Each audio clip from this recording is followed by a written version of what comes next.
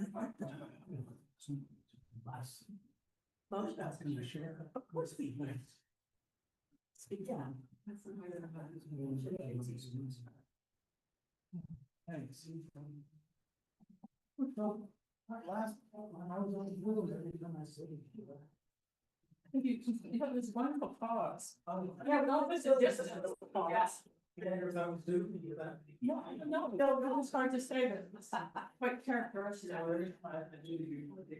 know, because I say, it came out and it's like pondering.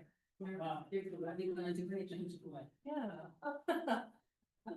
Not within the distance, so you couldn't really do it.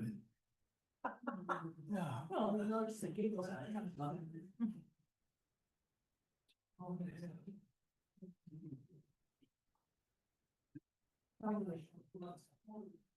Recording in progress. Recording stopped. Yeah, it's good. This is good.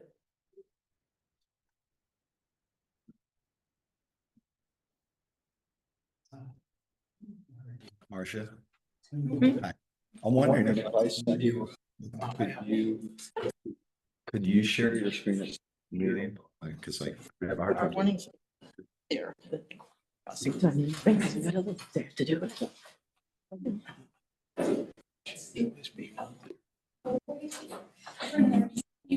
I am now.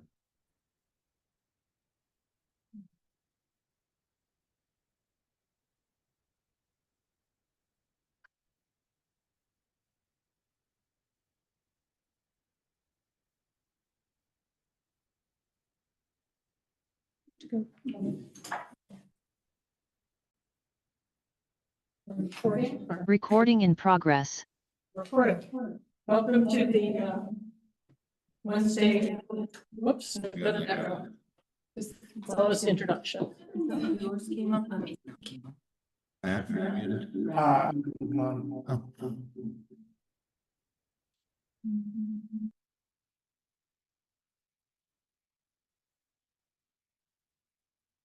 Twilight Zone. Now say something. Test. Yeah, I think we're good. Thank you. Welcome to the April 23rd Norwich Selectboard meeting. I'm Mary Lee, board chair. My left is Marcia Calloway. To my right is Kimo Briggs, vice chair. Also Priscilla Vincent and Matt Sweat, and town manager Brennan Duffy. So the first item on the agenda is to approve the agenda. Got a question about our appointments for tree warden.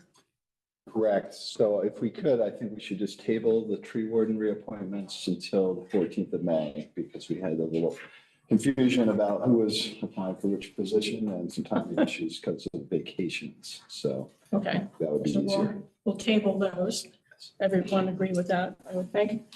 I noticed in our correspondence that all of it had to do with animal ordinance. Do you want to just sort of fold it into other messages during that number 7, or just do it as we usually do and note which correspondence came in a timely way?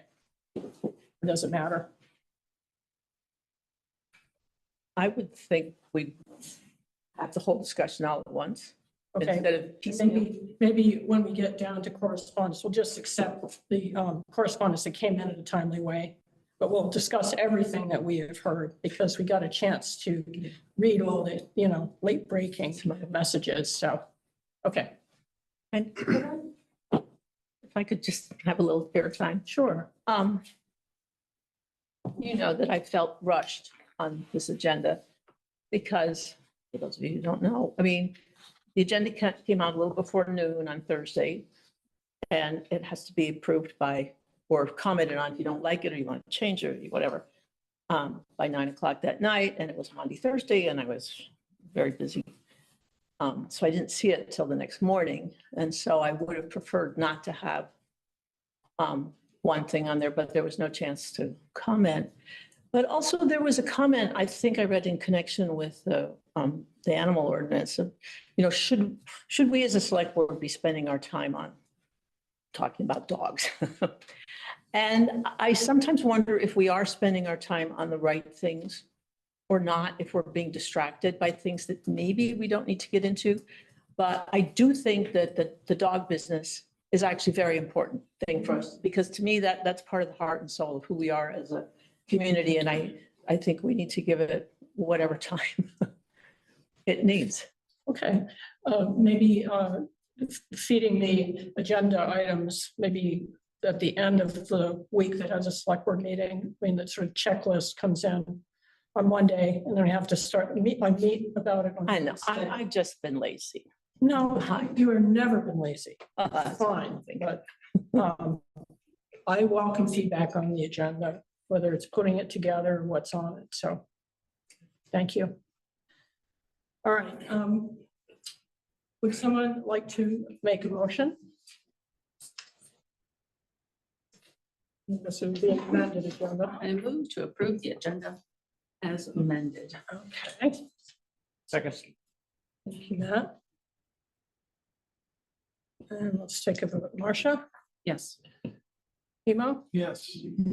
Philip, Yes.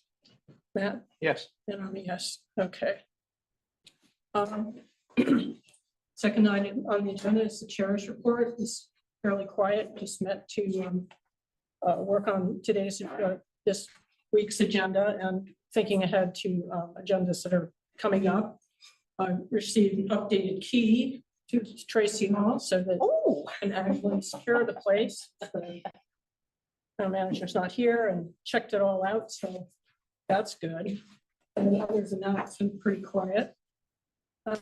Number 3 is public comments for items not on the agenda. Are there public comments? Okay, I just mentioned there are lots of chairs. And if other people come in and want chairs, the chairs over there and chairs over there, don't be shy. okay. Item 4 is the Tracy Hall heating system. Would you like to tee that off? Brennan? I would be happy to, thank you. So, as you know, we have been in discussions about getting a new heating system implemented at Tracy Hall for a number of years. And after the last heating season that we've just come out of, we continue to have regular maintenance required on the 2 oil fired boilers that we have. So I think the time is right to make a decision about what we want to do and then proceed with that over the next 6 months or so when we don't have a dire need to have heat at all times. And so we have enlisted the help of 2 folks, 2 specialists. We have with us tonight Daniel Dupras of Engineering Services of Vermont, and he is a mechanical engineer. And Daniel was part of the Tracy Hall study as part of the Studio Nexus team.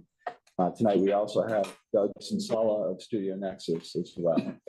And in the packet, we included 2 things. One of those is a kind of update on the current system as well as recommendations for options that we could use to proceed with the investment in the heating system. And the second is on the financial side. We had some money left over from our feasibility study and our original agreement with Studio Nexus. So I thought it would make sense, instead of setting up a whole new contract, to continue this and amend our original contract with Studio Nexus to include this piece of the mechanical design work with Engineering Services of Vermont. So with that said, I think I'd like to at this point turn the meeting over to Daniel or to Doug and let them maybe just talk through briefly the memos that were in the packet and their thoughts about moving forward with the new system. Sure, I'll start. So I'm Doug Sensala with Studio Nexus Architects. We're based in White River Junction, Vermont, and did the feasibility study as Brennan mentioned.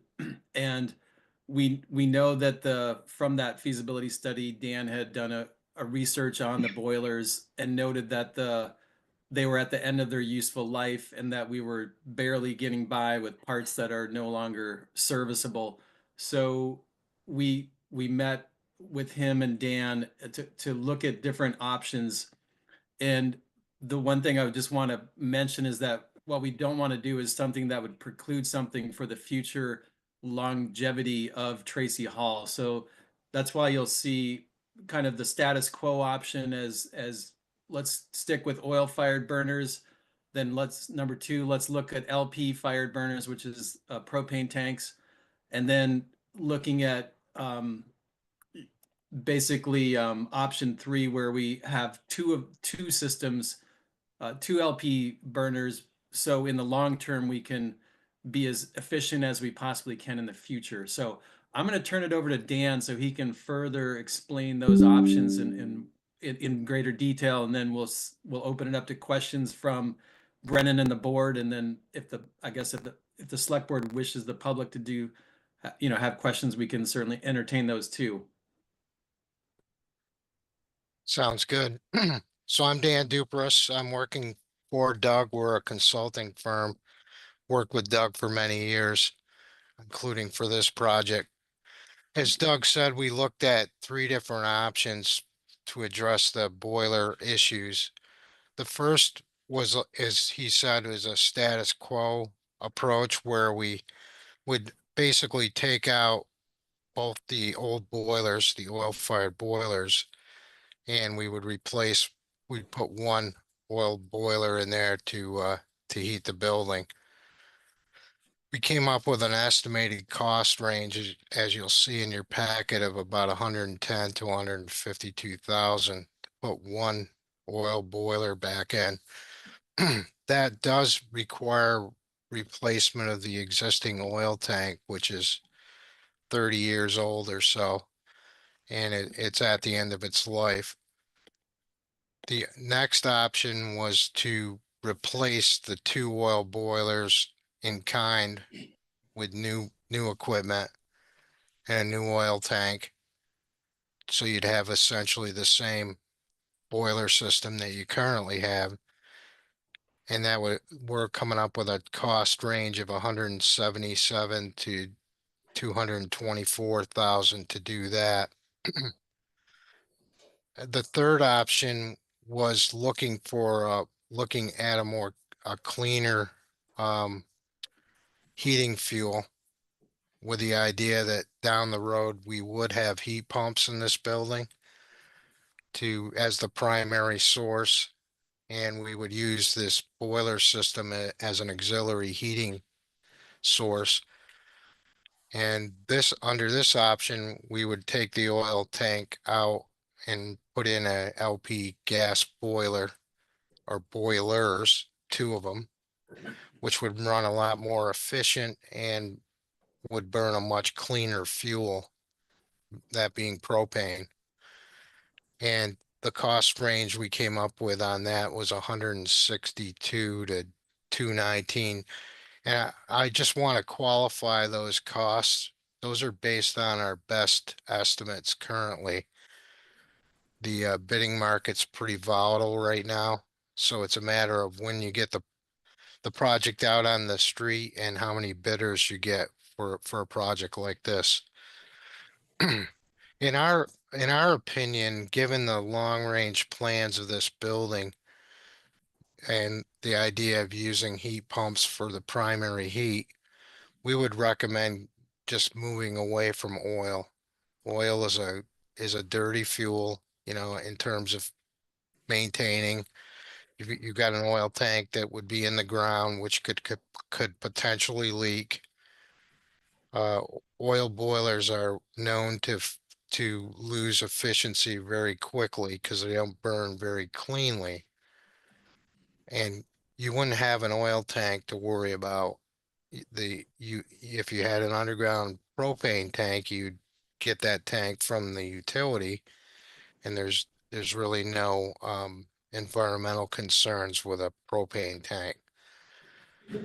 So I think if this were my building and I was moving towards this goal of the heat pumps, I would recommend using the gas system for this building. So that's essentially what we have in this report, and I'm happy to answer any questions or comments that people may have. I'll just clarify one more item that that Dan alluded to in terms of the auxiliary heat and expand on that just a little bit more.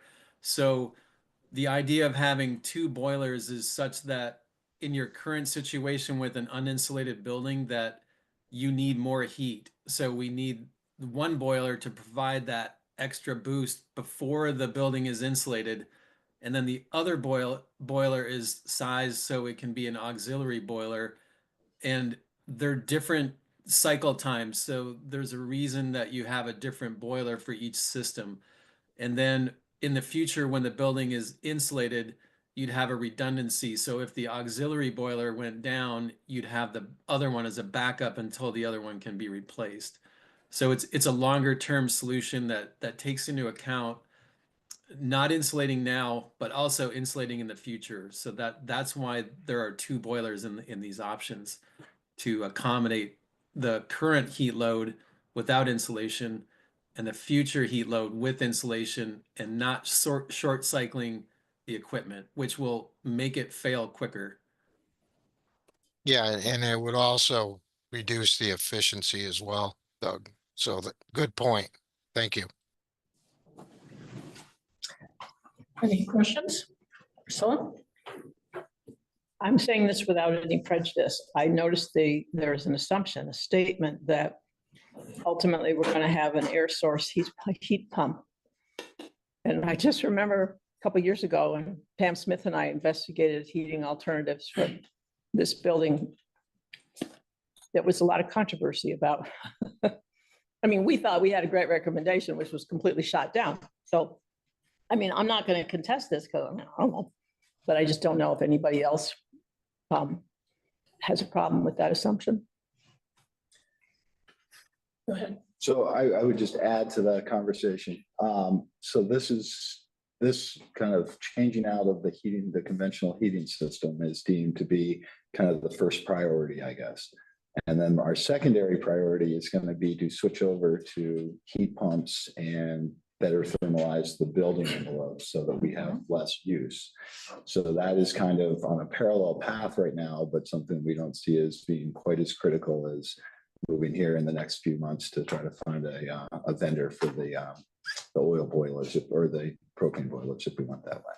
So I just want people to be aware that are hearing this for the first time. This isn't the final solution as we're switching over to another fossil fuel burning heating system. This is again auxiliary in the future for when we have been able to do all the due diligence and find the right heating system for the building.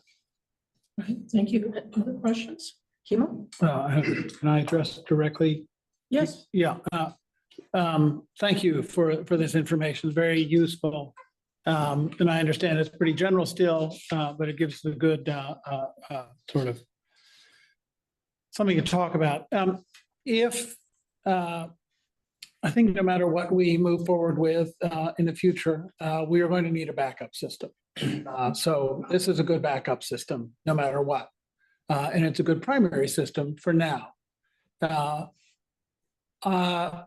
Does it make sense to consider going to an air to water heat pump system so that we're sticking with a hydronic system throughout, since you already have hot water and boilers, rather than going air to air, which would be a completely different system? Is that what you're thinking? That's a good question. Either way is possible. The only thing I would point out about the air to water is the maximum hot water temperature we'd be able to achieve with that approach would be about 110 to 120. So if that would require us replacing the heating, the baseboard or the heating units in the building, because they're currently sized for a higher water temperature, around 180. So we'd lose about 60% of the heat output from the existing radiation because of the lower temperature water. So we definitely have seen a movement towards that because it is more future proof. But we'd have to look at how we could do that if we chose to go that way in the future. Yeah. So If we did go air to water, I know there's been a lot of progress over the past few years in low temperature air to water. We already have a water system here. The gas could heat water that could back it up. So, looking at replacing the heating elements may not be a huge sort of uptick in terms of the long-term cost. If we did go with that system, would that also be able to provide cooling? Yes.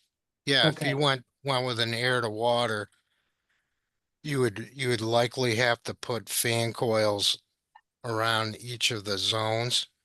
Yeah. And those fan coil units would use chilled water from that air to water heat pump to Right. do the cooling. One thought I have without getting into the details would be maybe that fan coil uses low temperature water and supplements the baseboard that we currently have. So the two of those can work together with the lower temperature water. That could be one way to use the air to water in the future. Yeah. So it's kind of the next step in design once we get to that point. But it's certainly possible to use an So- air to water. It would involve more cost up front because of the distribution piping would be much larger, but I think it does have some logic in that you're using a water distribution system, which is somewhat future-proof moving forward. I just finished. You have one more? Yeah, I just want to, so I want to make sure that what we're proposing here doesn't in any way get replaced or thrown away, or we're not wasting money. No, absolutely not. I Yeah. think in any arrangement that I can envision, this building's gonna need auxiliary heat because it's an older building and it's got certain limitations on what you can do to the thermal envelope. So I think you're gonna need auxiliary heat during those extreme days. And as Doug mentioned, with the two boiler approach, we're gonna be able to maximize the efficiency by using one boiler as much as possible. And then having the other one would be a backup to that. Once everything was, the building was insulated and tightened up. Thank you. Priscilla, did you have a question or comment? I'm sorry if I derailed it because I wasn't trying to get into a big discussion about what the ultimate heating system is, because I think tonight we're just trying to decide which one of these three options we do. Exactly, for them. I'd call it backup heat, but I guess it's auxiliary. It's not to be fancy. Yeah, just to build on your initial question though, the good thing is I think option 3 would take care of would give you a real good efficiency with no improvements to the building. So it would work now and it's kind of thinking forward about what, when we do upgrade the building, how would that get integrated with a future system? So we tried to build these recommendations with that in mind. Yeah. One more question.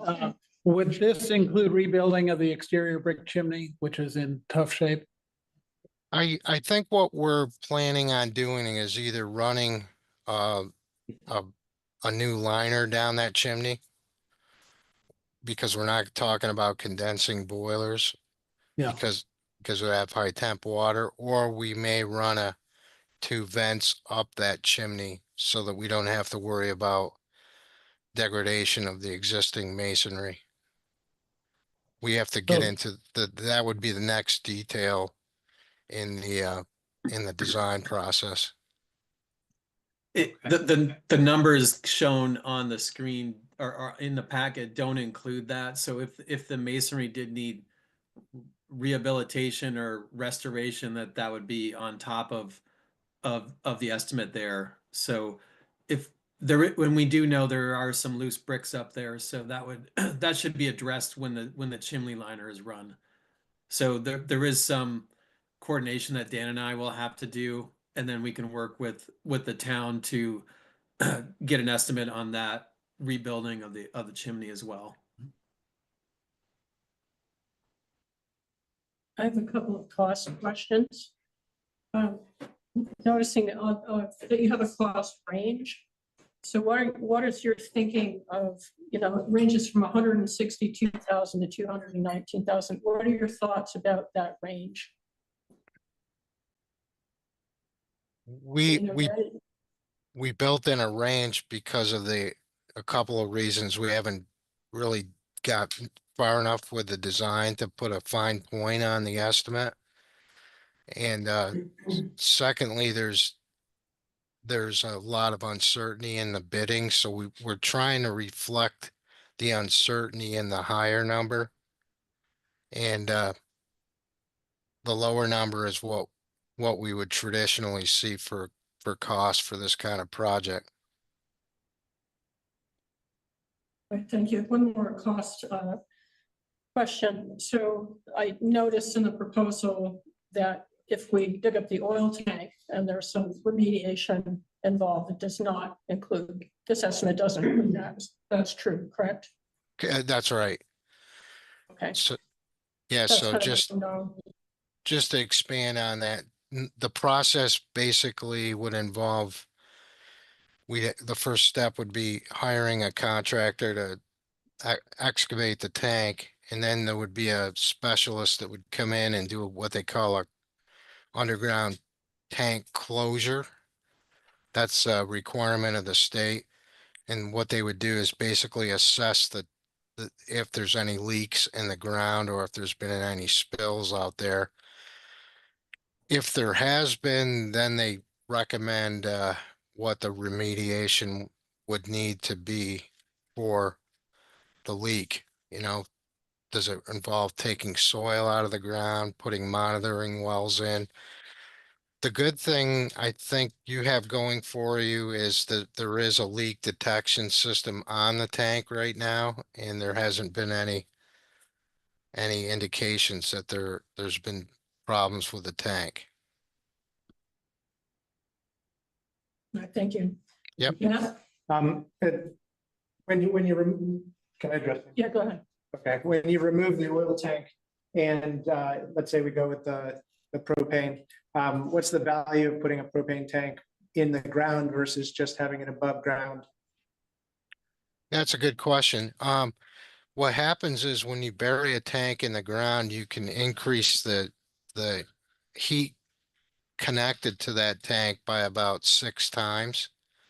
So you can draw about 6 times more BTUs out of that tank, because the way that gas tank works is it absorbs heat from the surrounding, whether it be air or ground, to actually cause the vaporization to occur, so that the liquid's in the tank and it vaporizes by absorbing heat from either the air or the ground.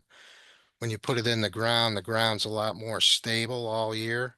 So you're able to increase the amount of BTUs connected to that tank, which in this case we would need to support the 2 boilers.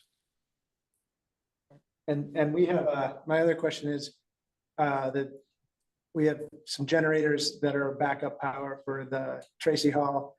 I think that whether they're diesel or other oil. Okay, so at some point, if we were to replace those generators, we could replace them with propane backup generators. Is that true? It's possible. It's possible.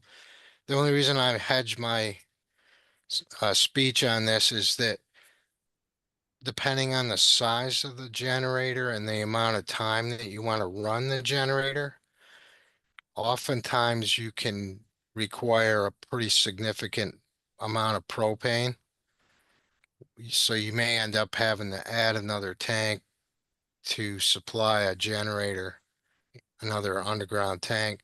Oftentimes, what I find people do with emergency generators is they'll buy the generator with a base tank that sits right below the generator, and that's got the fluid right at the bottom of the generator.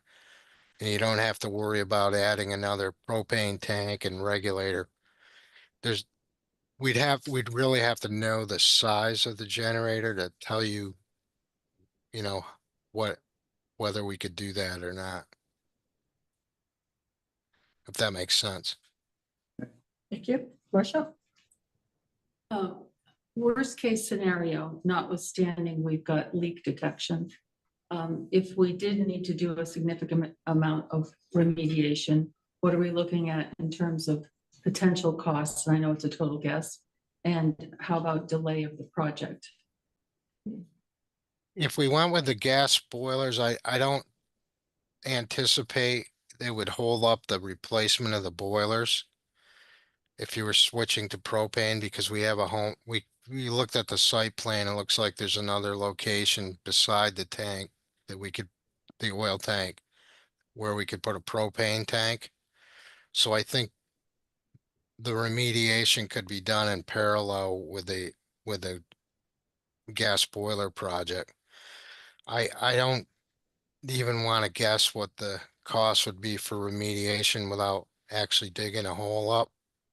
All I can say, if there is a leak, the sooner you get it out of the ground, the less that's going to cost.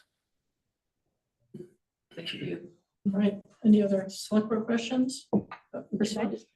Come on in, they're chairs, if you want chairs. Nobody needs to stand.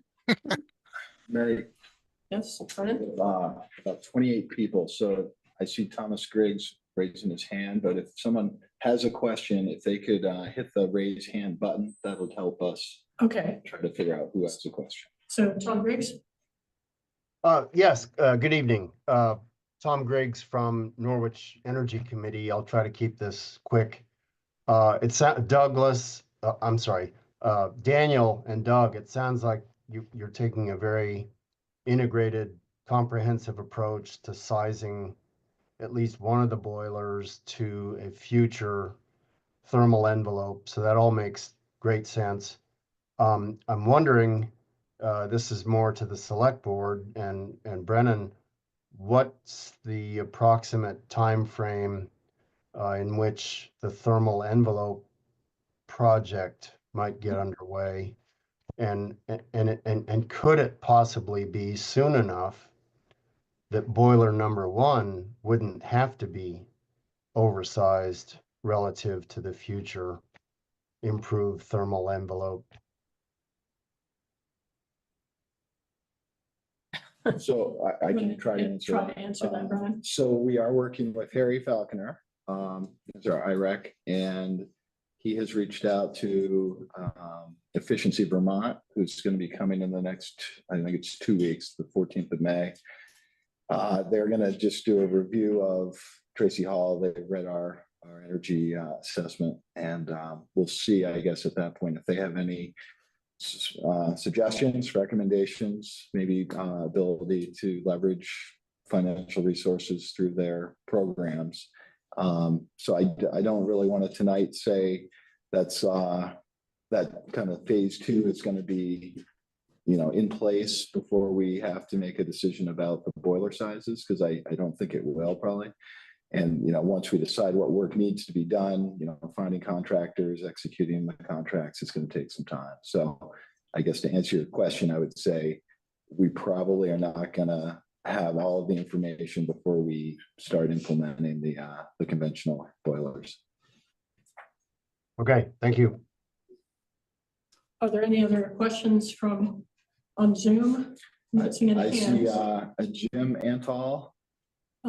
Jim Antal?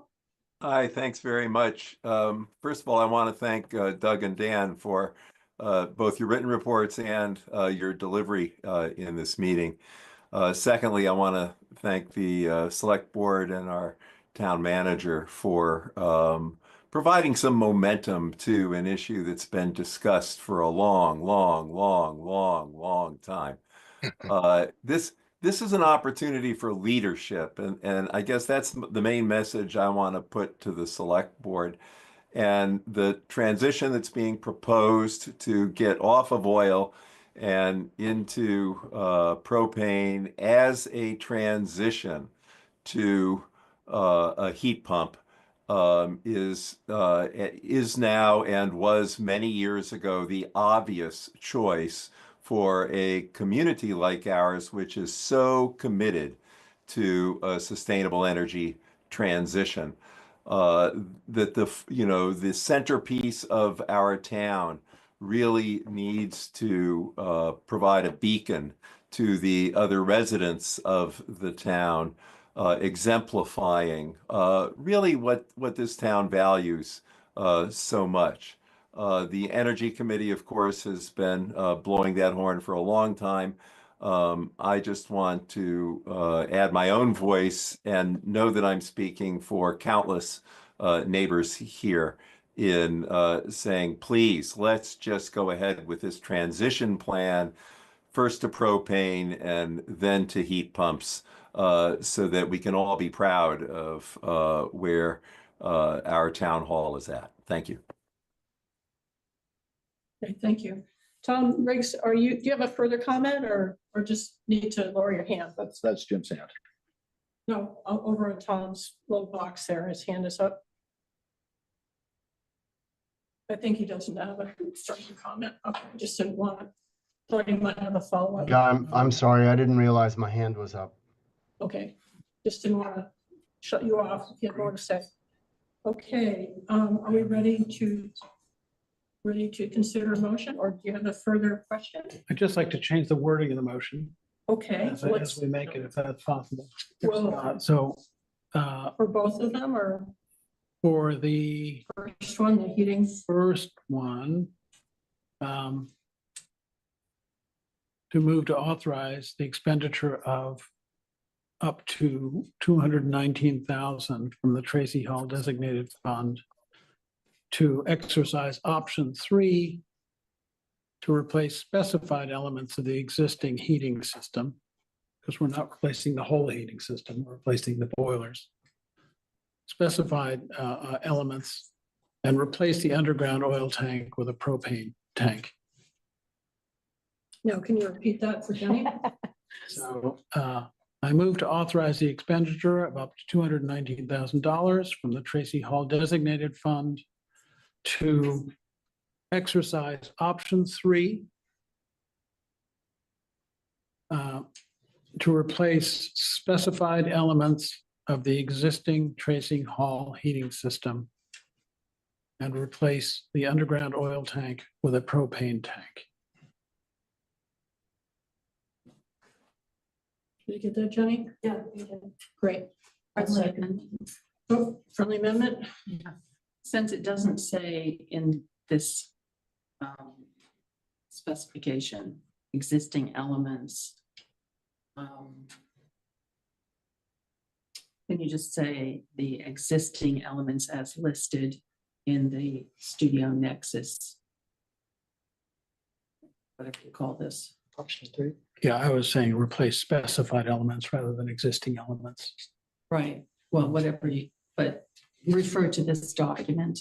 Good idea. So I don't know how we want to do that, but something like, Option 3 of the Studio Nexus report. yeah, Of April 17th, or project number 23148. Well, there is kind of a balance between, It's going to appear in the, so it'll become part of the public record, so it should. We could also, we could wait on that, like, we could wait till we get 3 bids and the full price, and then, allocate funds. And we could allocate funds now to sign the contract, like do the second motion, authorizing the town manager to sign the contract. And For the design. yeah, move this forward, and then when they come back with the 3 bids and the winning, and we identify sort of what the winning bid is, then we could authorize the expenditure. We could do that. It may delay, but on the other I wouldn't hand. want to delay it. Yeah. So again, we asked Dan and Doug just to give us a ballpark. Again, these amounts are probably going to be refined as they do the design work and we get into the weeds on specifics. So I would be more comfortable going out of tonight's meeting with confirmation from the board that we are moving forward with monies allocated out of the fund. Because we've been down this road before and it hasn't moved and we get stuck. So that would be my hope. As far as the motion, my only thought would be just to make sure we reference that this is the memo from Engineering Services of Vermont, because people aren't going to know what option 3 is or means. That's what I was. In the minutes, a year from now. But this will be in the packet or is in the packet, so they could defer if somebody had a question. Is this going to result in a clear motion that can be recorded? Yeah, let's try it Should again. we try it again? Let's try it again, Do you want to withdraw it and we'll try it again? just to Sure. tweak it. So I'll withdraw that and try it again. Ready? Maybe. It's just an adjustment. I move to authorize the expenditure of up to $19,000. $219,000 from the Tracy Hall designated fund to replace, to exercise option 3. And this would be the Engineering Services of Vermont report. Yes, Okay, so there's, Dated April 17, 2023. yes.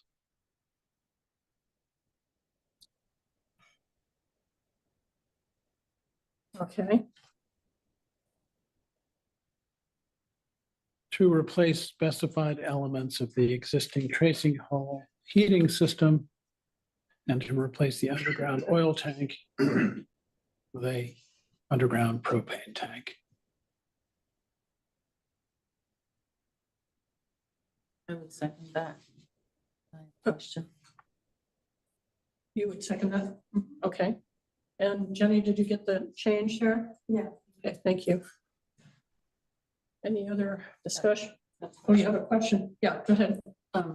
So I was interested in the option to plan ahead for propane generator.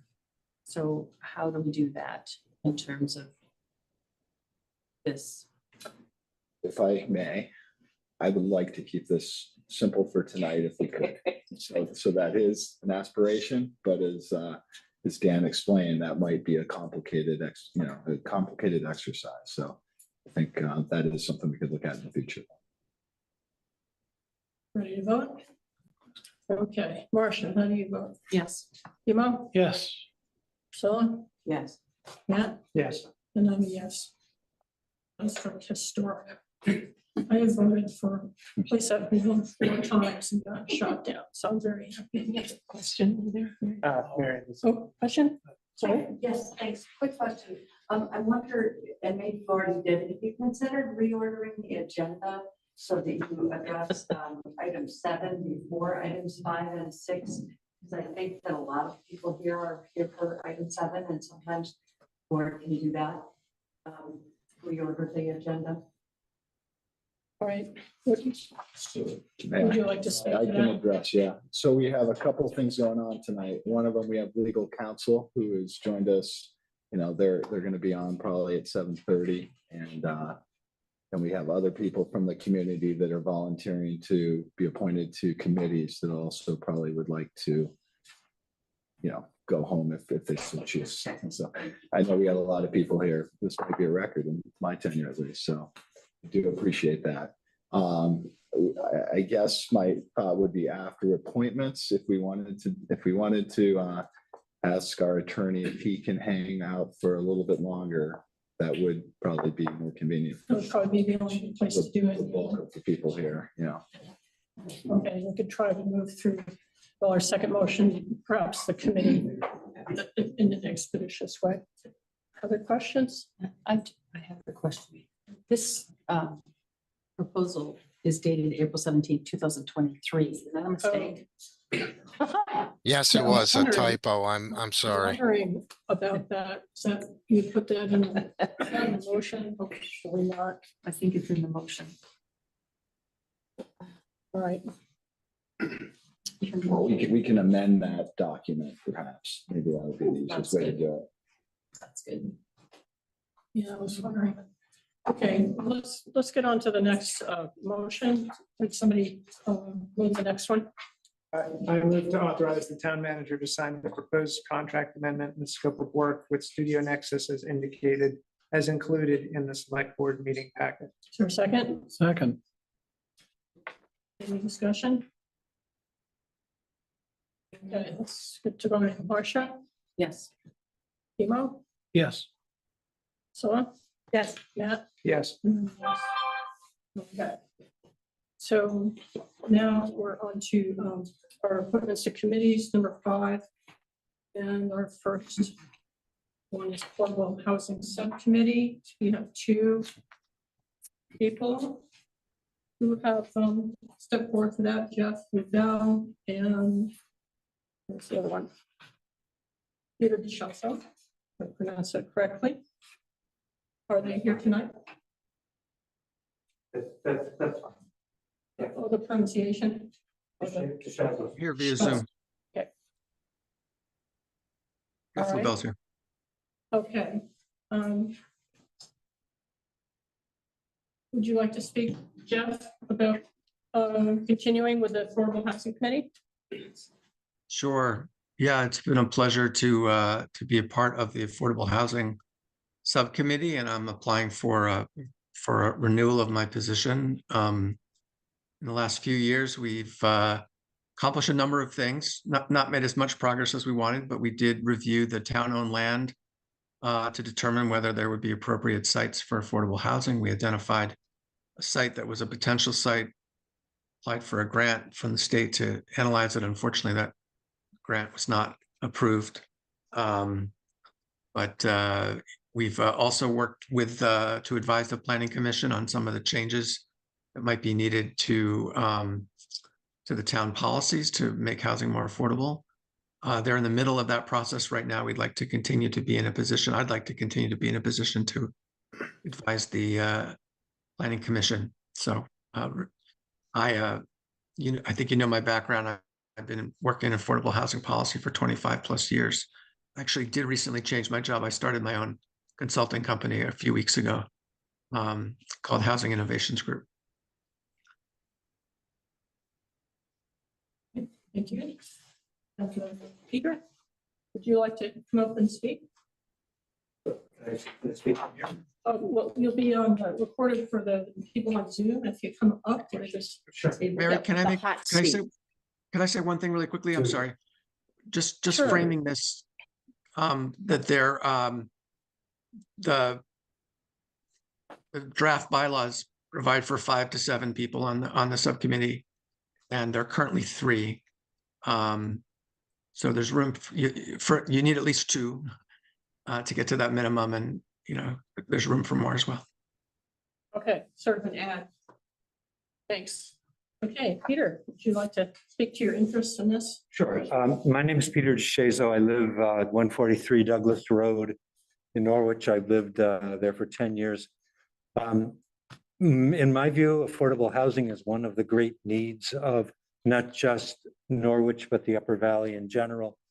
I can see so many benefits to trying to resolve and to move forward the issue of making housing affordable in our community, something that I feel very committed to and would very much like to be part of the effort to bring that about. So I've therefore applied to be a member of the subcommittee on affordable housing. Thank you. Other questions for Peter or Jeff? Yeah. I have a question for Jeff. In the course of your new business, how would you handle a case in which even tangentially involved Norwich, and as a result, you would be paid for your services? I have never done work that involves paid work in Norwich, and I don't plan to do any.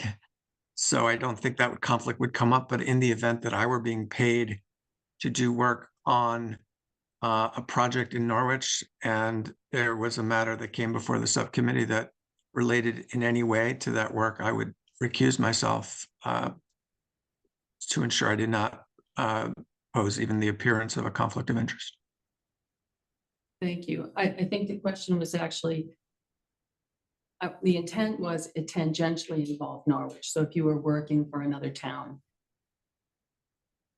Well, I don't know.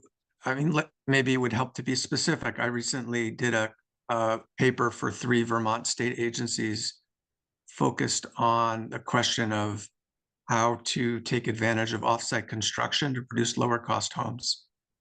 So the idea would be to build homes in a factory and achieve economies of scale in that way, in a way that's very difficult to do in Norwich. So I guess you could say that tangentially involves Norwich in the sense that it's for the state and potentially the policy could apply to the whole state.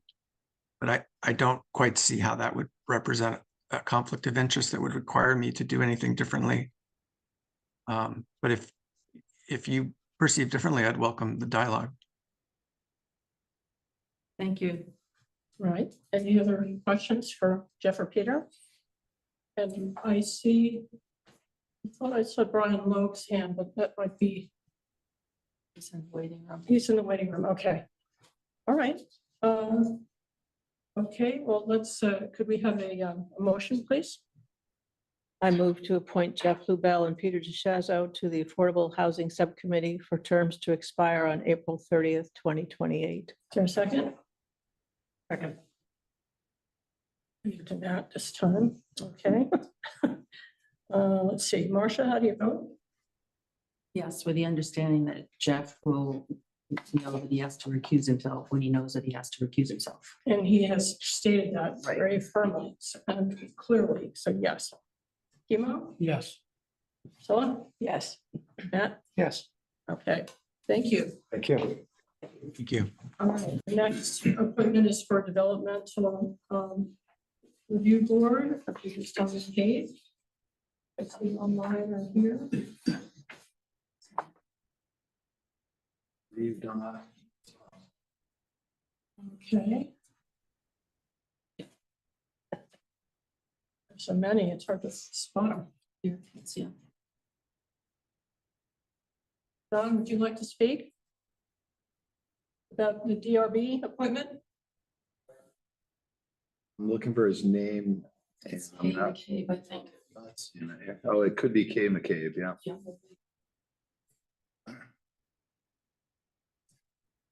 Don, if you're in attendance on Zoom and under the name Kay McCabe, this is a chance to address the board. Hi, I didn't, why am I don't think I was meaning to address the board on this issue. I didn't raise my, Okay. This is not Don McCabe. well, this is Kay McCabe, sorry. We thought there might be a relationship there. We apologize. Oh, okay, sorry. All right. So that was not Don McCabe. Sorry about that. I don't know that he's here. Well, okay, what would we like to do? He's served in this position before, right? Yeah, yeah, he has. Okay, why don't we just, This is a really nice guy. He's a really nice guy, yeah. To make a statement that people really should appear because it indicates the level of their interest. I know he's very interested, but all right, we like to meet people. yes, right, it's nice. Okay, is there a motion? I move that we Appoint Don McCabe. appoint Don McCabe to the Development Review Board for a term to expire on April 30th, 2028. For a second? Second, yeah. Whatever.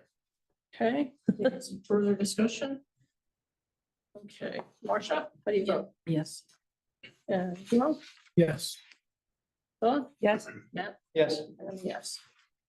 Okay, our next one is the Eastern Fiber Governing Board, 1 seat plus 2 alternates. I believe Tomei has stepped up for the governing board and Rob Gear for the alternate. It's Irv. Irv is here, I believe. Do you want to speak, Irv? Well, thank you. I've had the honor of representing Norwich on the East Fiber Governing Board for quite a long time. I would like to continue. We have a wide assortment of ages, have life experience, of professional backgrounds. Institutional memory is important. And having served as chair, both before, during the transition to a CUD and after initial formation as the East Central Vermont Telecommunications District, I bring that kind of institutional memory, and sometimes I'm able to help us avoid making mistakes, making the same mistakes again. I like to say, if you're going to make mistakes, make new ones. Don't learn, do learn from your old mistakes. Don't do them again. At the close of 2024, about 40% of Norwich residents were EC Fiber customers, and every week we see emails about a few more people signing up. This is a municipal service. It is not a commercial entity. I like to remind people it is not supported from local taxes. Under state law, it cannot be. As the first CUD formed long before there were any federal grants of any magnitude available, we have financed with municipal revenue bonds. We initially financed, of course, by borrowing in small amounts from local people, promissory notes. When we converted to a municipality, we were able to refinance that short-term expensive debt with the longer-term revenue bonds, and we've even achieved a rating. And we've now got just about all the original towns fully built, and we are closing in on completing the 6 towns that were added in 2020. I'm happy to answer other questions if you have any. Okay, questions for Irv? Marcia, go ahead. I've been seeing some stuff in the news about AC fiber, some sort of a dust up. So Okay. can you just tell us if there's any danger of people in Norwich losing service? No. I'm firmly convinced we're not in danger of losing service.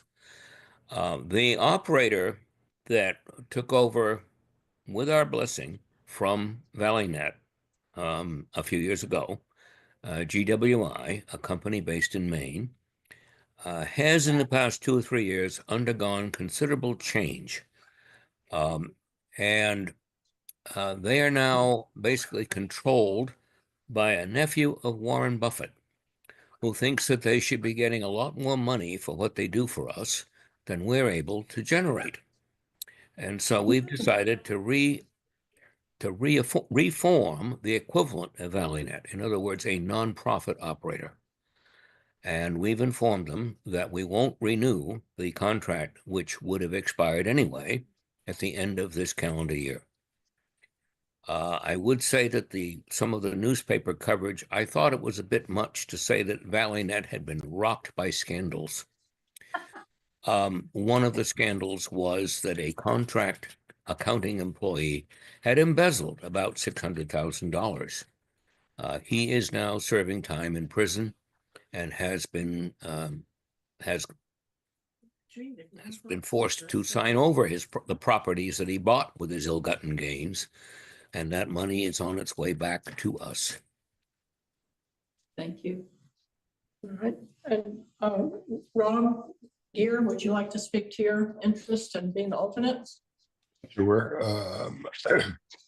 I liken myself to Robin, to Irv's Batman, and I've been attended all the meetings and done my best to make sure that I'm as up to date with the issues and purposes that drive the mission that drives EC Fiber. And I'm pleased to note that over the years, EC Fiber has managed to accomplish its goal of bringing access to truly high-speed broadband internet to most all residences within our area. And it's been an amazing success story. And I'm around to make sure that if Irv can't show up for a meeting, there's continuity in governance. And I would like to point out that Rob has had to pinch hit for me a couple of times when I was hospitalized for various reasons. But I'm fine now. Thank you. Any other questions? Ready for motion? Would you like to move this? I'm tempted to move to appoint Robin and Batman, but I move to appoint Irv Tomei as regular member and Robert Gear as alternate member to the EC Fiber Governing Board for terms to expire on April 30th, 2026. For a second? Second. Okay, let's vote. Marcia, how do you vote? If I may, I think that really ought to say the East Central Vermont Telecommunications District rather than EC Fiber. Because that's what our legal entity name is. Okay, East Central Vermont Telecom.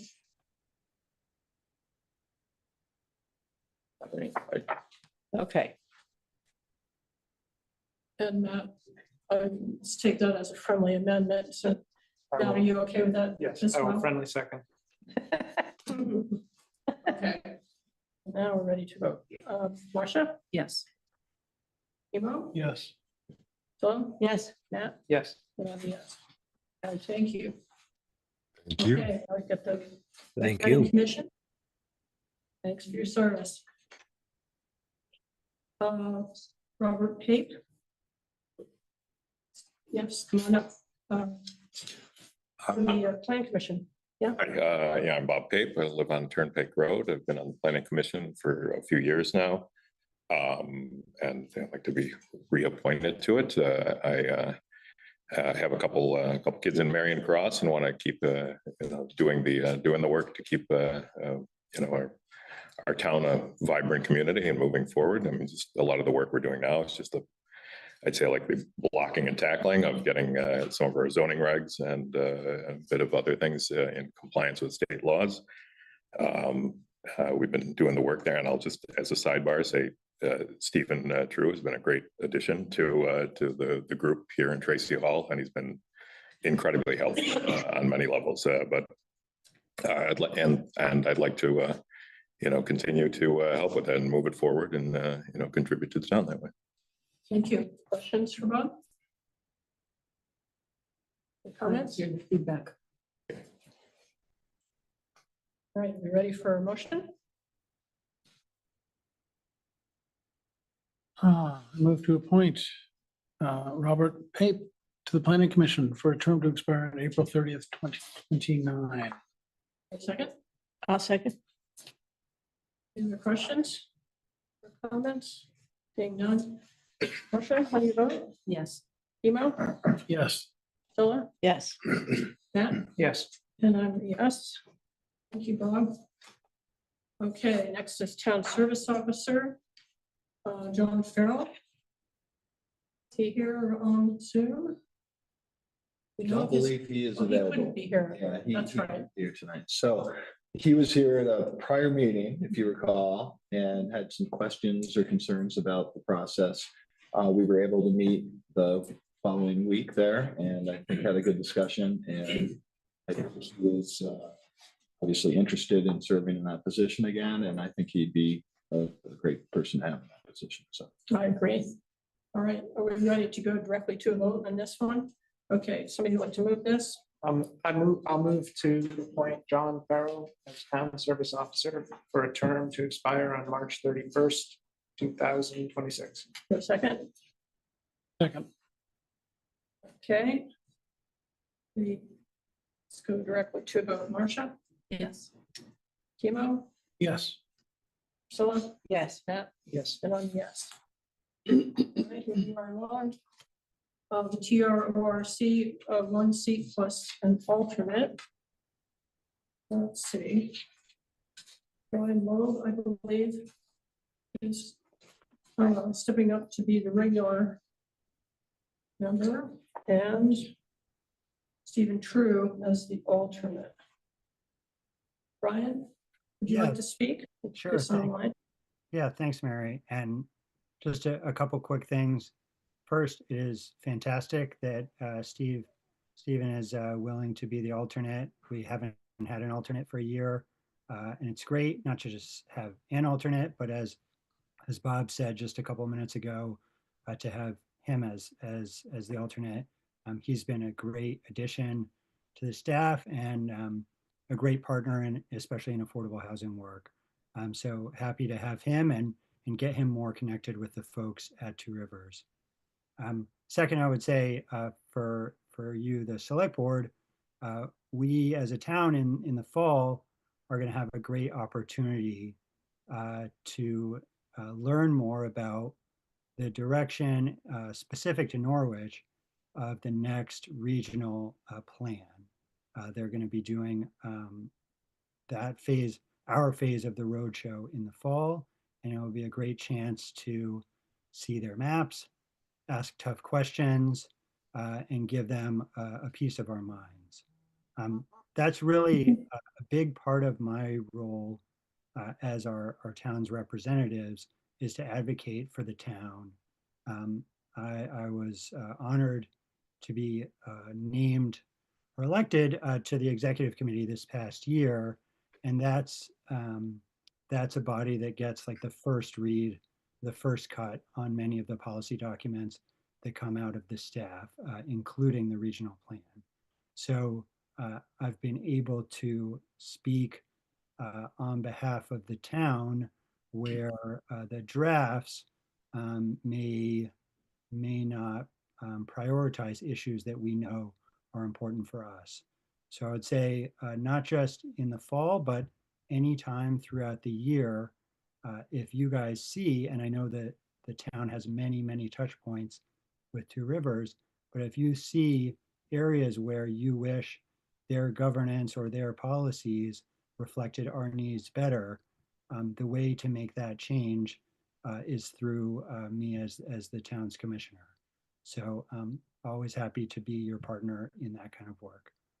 But Thank you. Questions? Yeah. I'm sorry, Brian, I didn't understand much of what you said, most especially what's happening in the fall.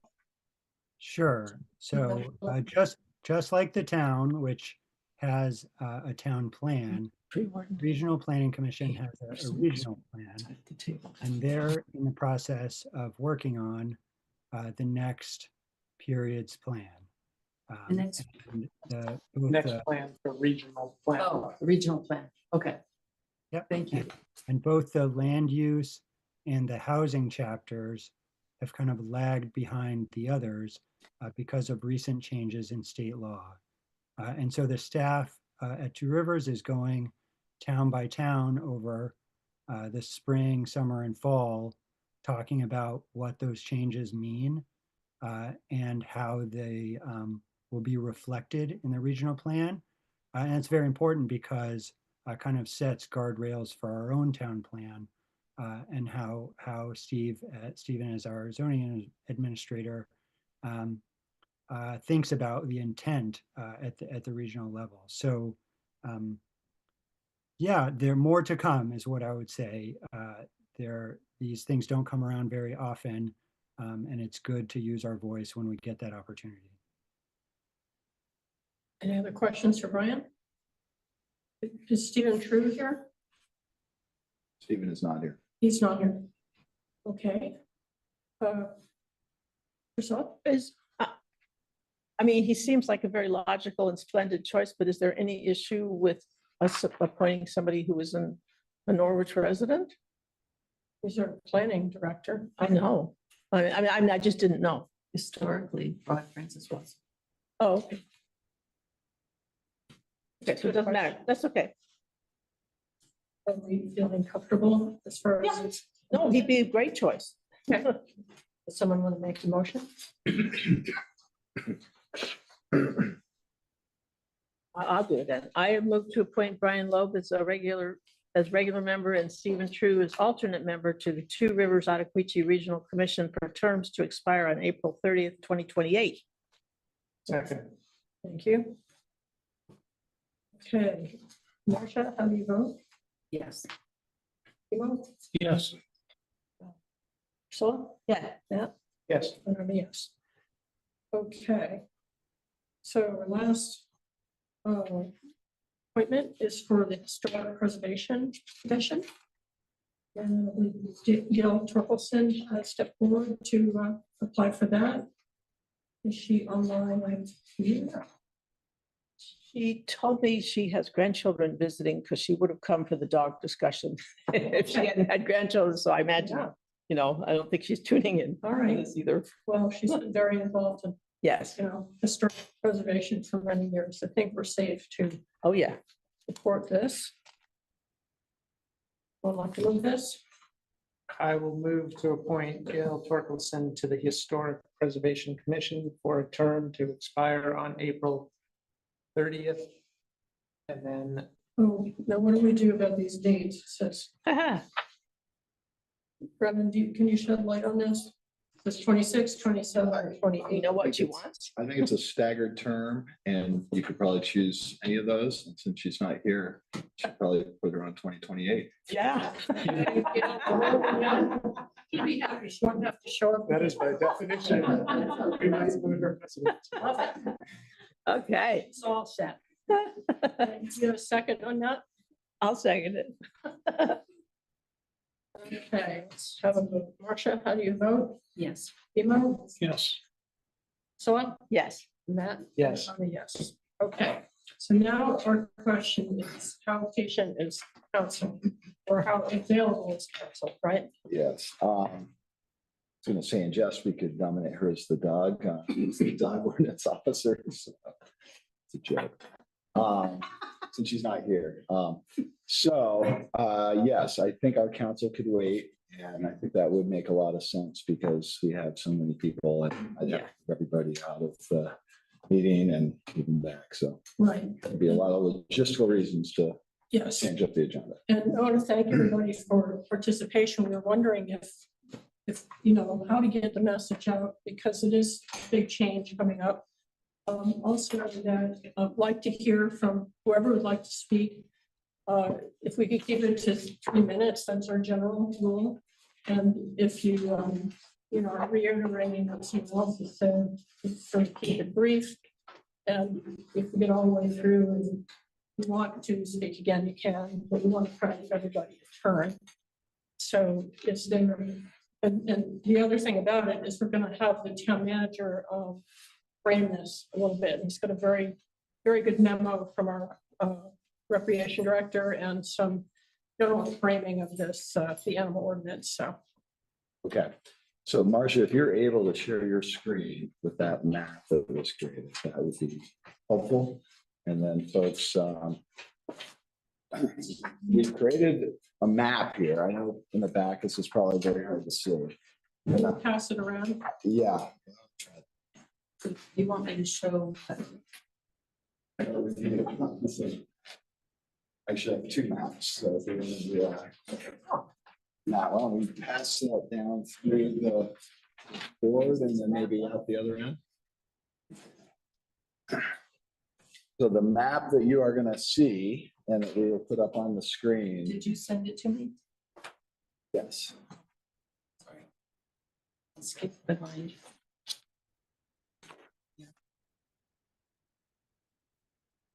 Was I think a good visual. And what I'd like to do is try to answer, I think, a lot of the questions and the concerns and maybe the misunderstandings that were circulating on the listserv in particular. And some of those were included in the packet to the board. I think the best way I can do this, we did, as Mary mentioned, get a memo from our rec director, Bree Swenson, that I think does just a perfect job of explaining some of the concerns or some of the miscommunication that may be out there. So I'm just going to read this, and this will be in the packet at the next meeting. So an update, a dog ordinance has been proposed and is in its third draft before implementation. There has been some online discussion that seems to call for further clarification about the impact of the new ordinance for dogs in Norwich. Specifically, there's concern about dog activity on public trails and at Huntley Meadow. So addressing public trails in Norwich. And this is where this map, I think, might be helpful in a visual context to help people understand that while I think some people had the misperception this was going to be backwards and all trails in all areas were going to be off limits to dogs off of the leash, as you can see, it's really a very, very small portion of the town. Can you say the parcels? Yeah. It'll be in the memo. Yeah, let me get through it, and then I can explain kind of what we're talking about. So the majority of trails in Norwich are on private land. These are examples: Brookmead, some of the Blue Ribbon Connector, or state land, the Appalachian Trail, are owned by the Fire District, Parcel 5, most of the Ballard Trail, and most of the Blue Ribbon Connector. The dog ordinance calls for dogs to be leashed on town-owned trails.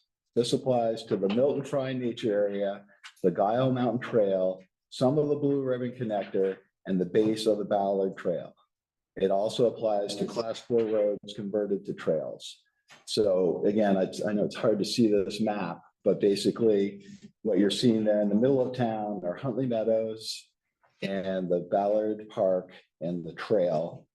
And then what you're seeing up at the top left is the Guile Mountain area.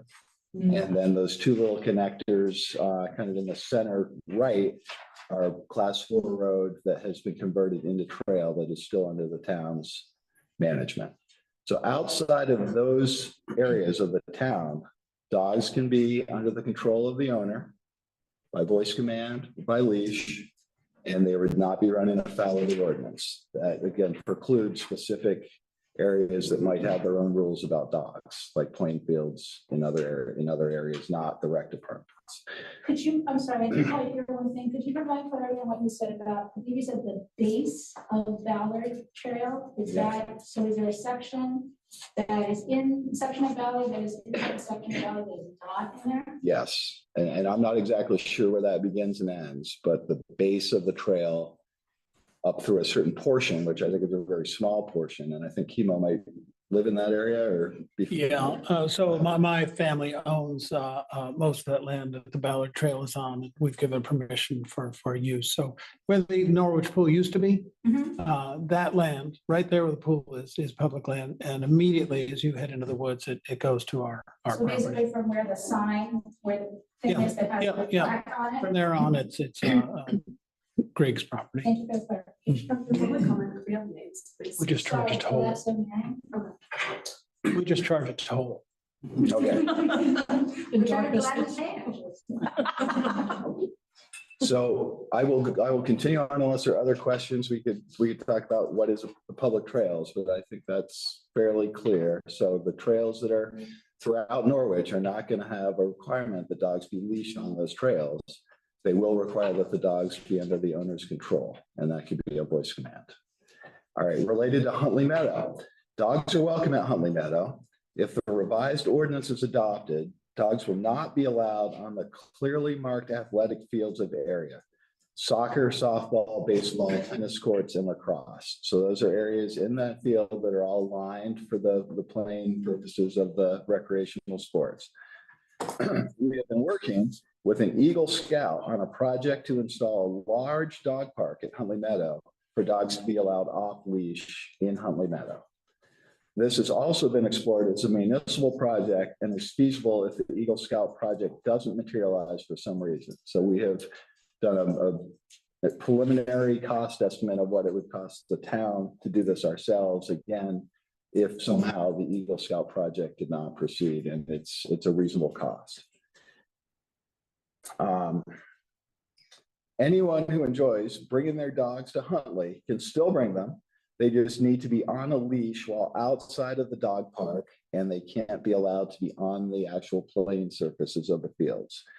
We're also exploring a larger dog meadow in town, and that was discussed at the last meeting. There's a large piece of open property right in the middle of town that may be very conducive to just having dogs being able to run freely. It's not fenced, it's not really regulated. So we're exploring that as well. So as far as, well, let me address any questions that arise from that. So playing fields would never be allowed, no dogs, leashed or not. Huntley Meadow, dogs on a leash allowed at all times outside of the playing fields. And then a plan to build a dog park so people can congregate and let their dogs run and have fun off leash, but in a protected and a secured area. Yes, John Kerr, 16 Hobson Road. and John, could you come up here so that people on Zoom can hear you? You brought your leash. We're gonna bring the dog. John Kerr, 16 Hobson Road. I have a question of information.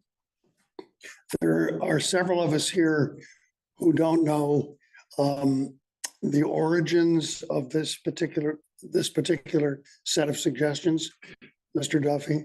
And there are several of us who wonder what the need has been to have this ordinance changed. Would you comment on that, please? Well, I would like to do, and I will address your question right now, but we could take it kind of specific by the topic. So this is not related to Huntley Meadows specifically, but. Just asking generally, sir. Yep.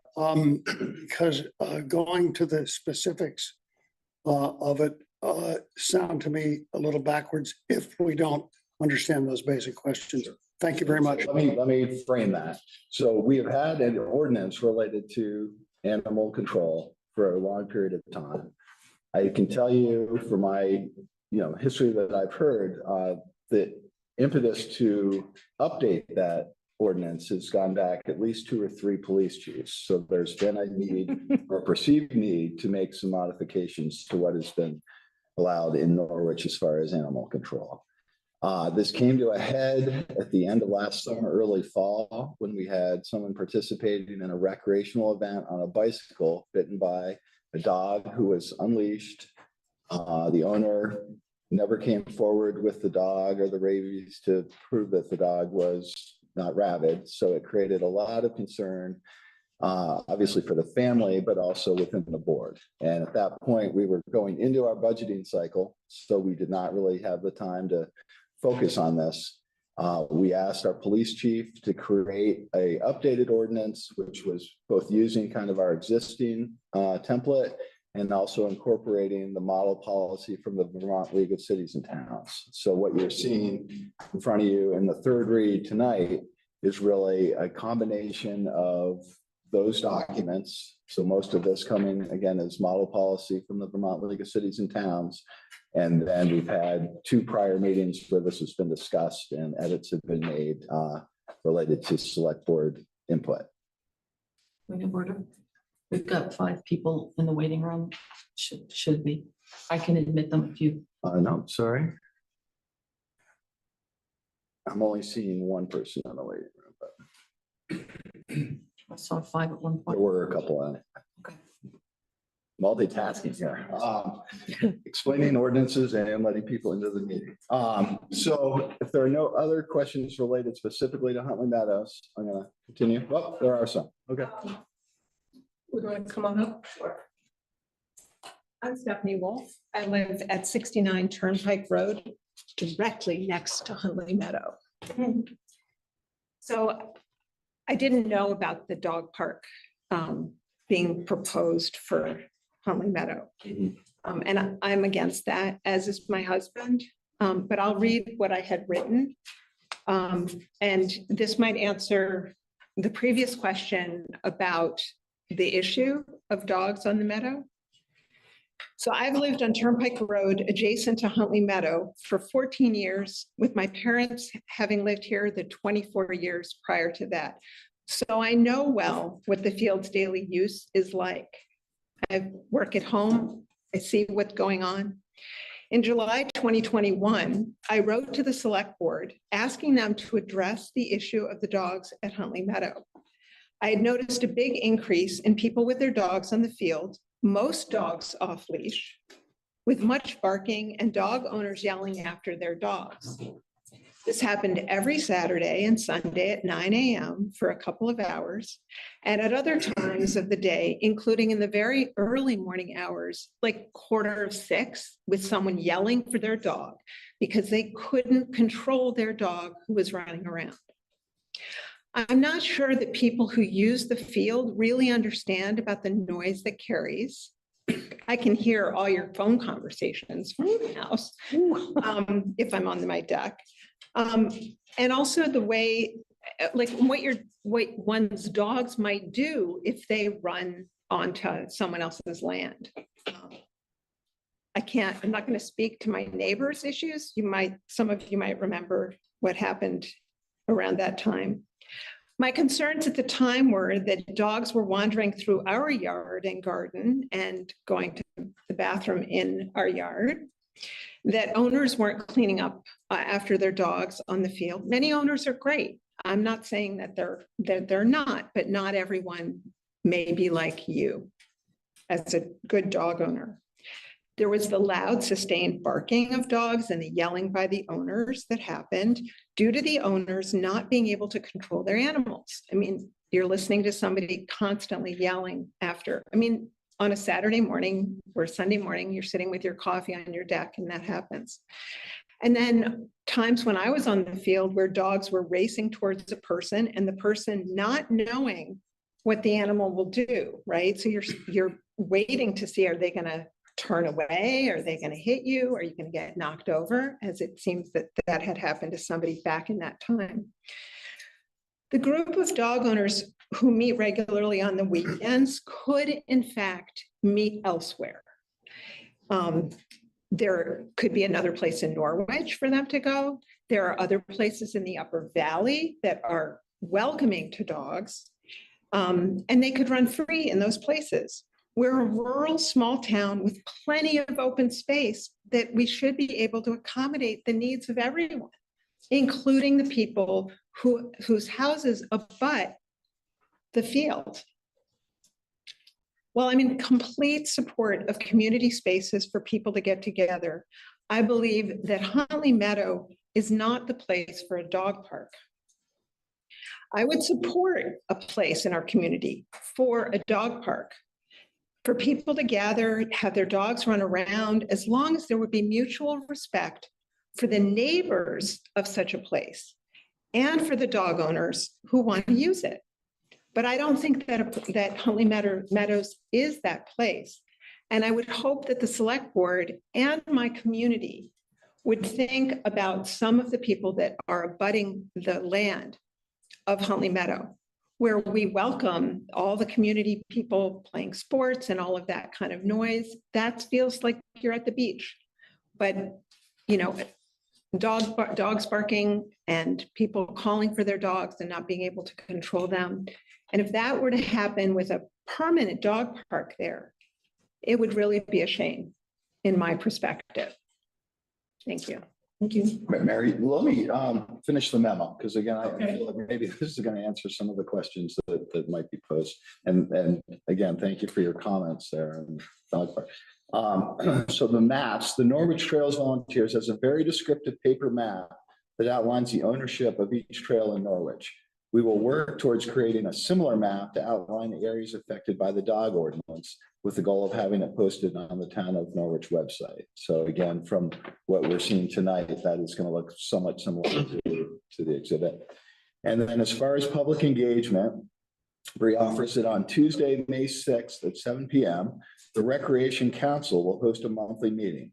We welcome anyone who would like to make suggestions or assist with the creation of dog parks in Norwich to join us. The meeting will take place online and in person at Tracy Hall. So for the last speaker's point, that might be something you would like to engage with the Recreation Council as far as your thoughts on a dog park at the Huntley Meadow. So that is the memo, and I'm sure there's some comments. Can I just add one more thing to address John's question about the impetus as well? The way I understood it in one of the previous meetings that we had about this was that the police chief said that the state revamped their statutes on dog and animal control. And so part of this the reason that we're doing this is also because the VLCT model template now addresses those statutes, like incorporates those into sort of this model ordinance. It's not all of it. We've added, obviously, some customization, but that was another reason why it was time to kind of do the ordinance, the way I understood what he said. Thank you, Matt. Would you like to come up? Yeah. Okay. Sawyer Perry, live on Carpenter Street. I'll start with, I understand the need to revamp the ordinance because it hasn't been done in 15 years and there are issues to address. I appreciate the clarification on what areas it applies to. I think my biggest issue with the ordinance is it's poorly written. Words are supposed to have a meaning.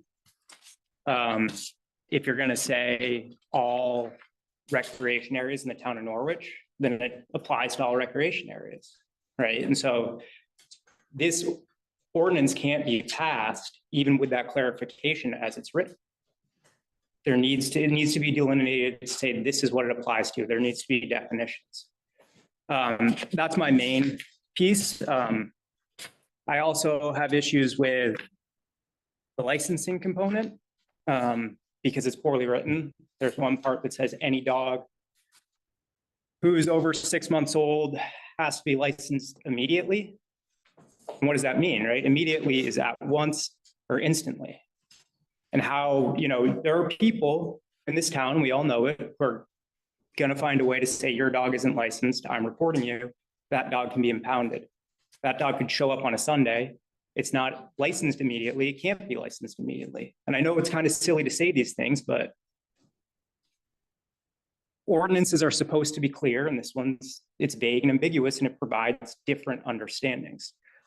So there's things like that. And also, finally, I have an issue with the investigation of a vicious dog.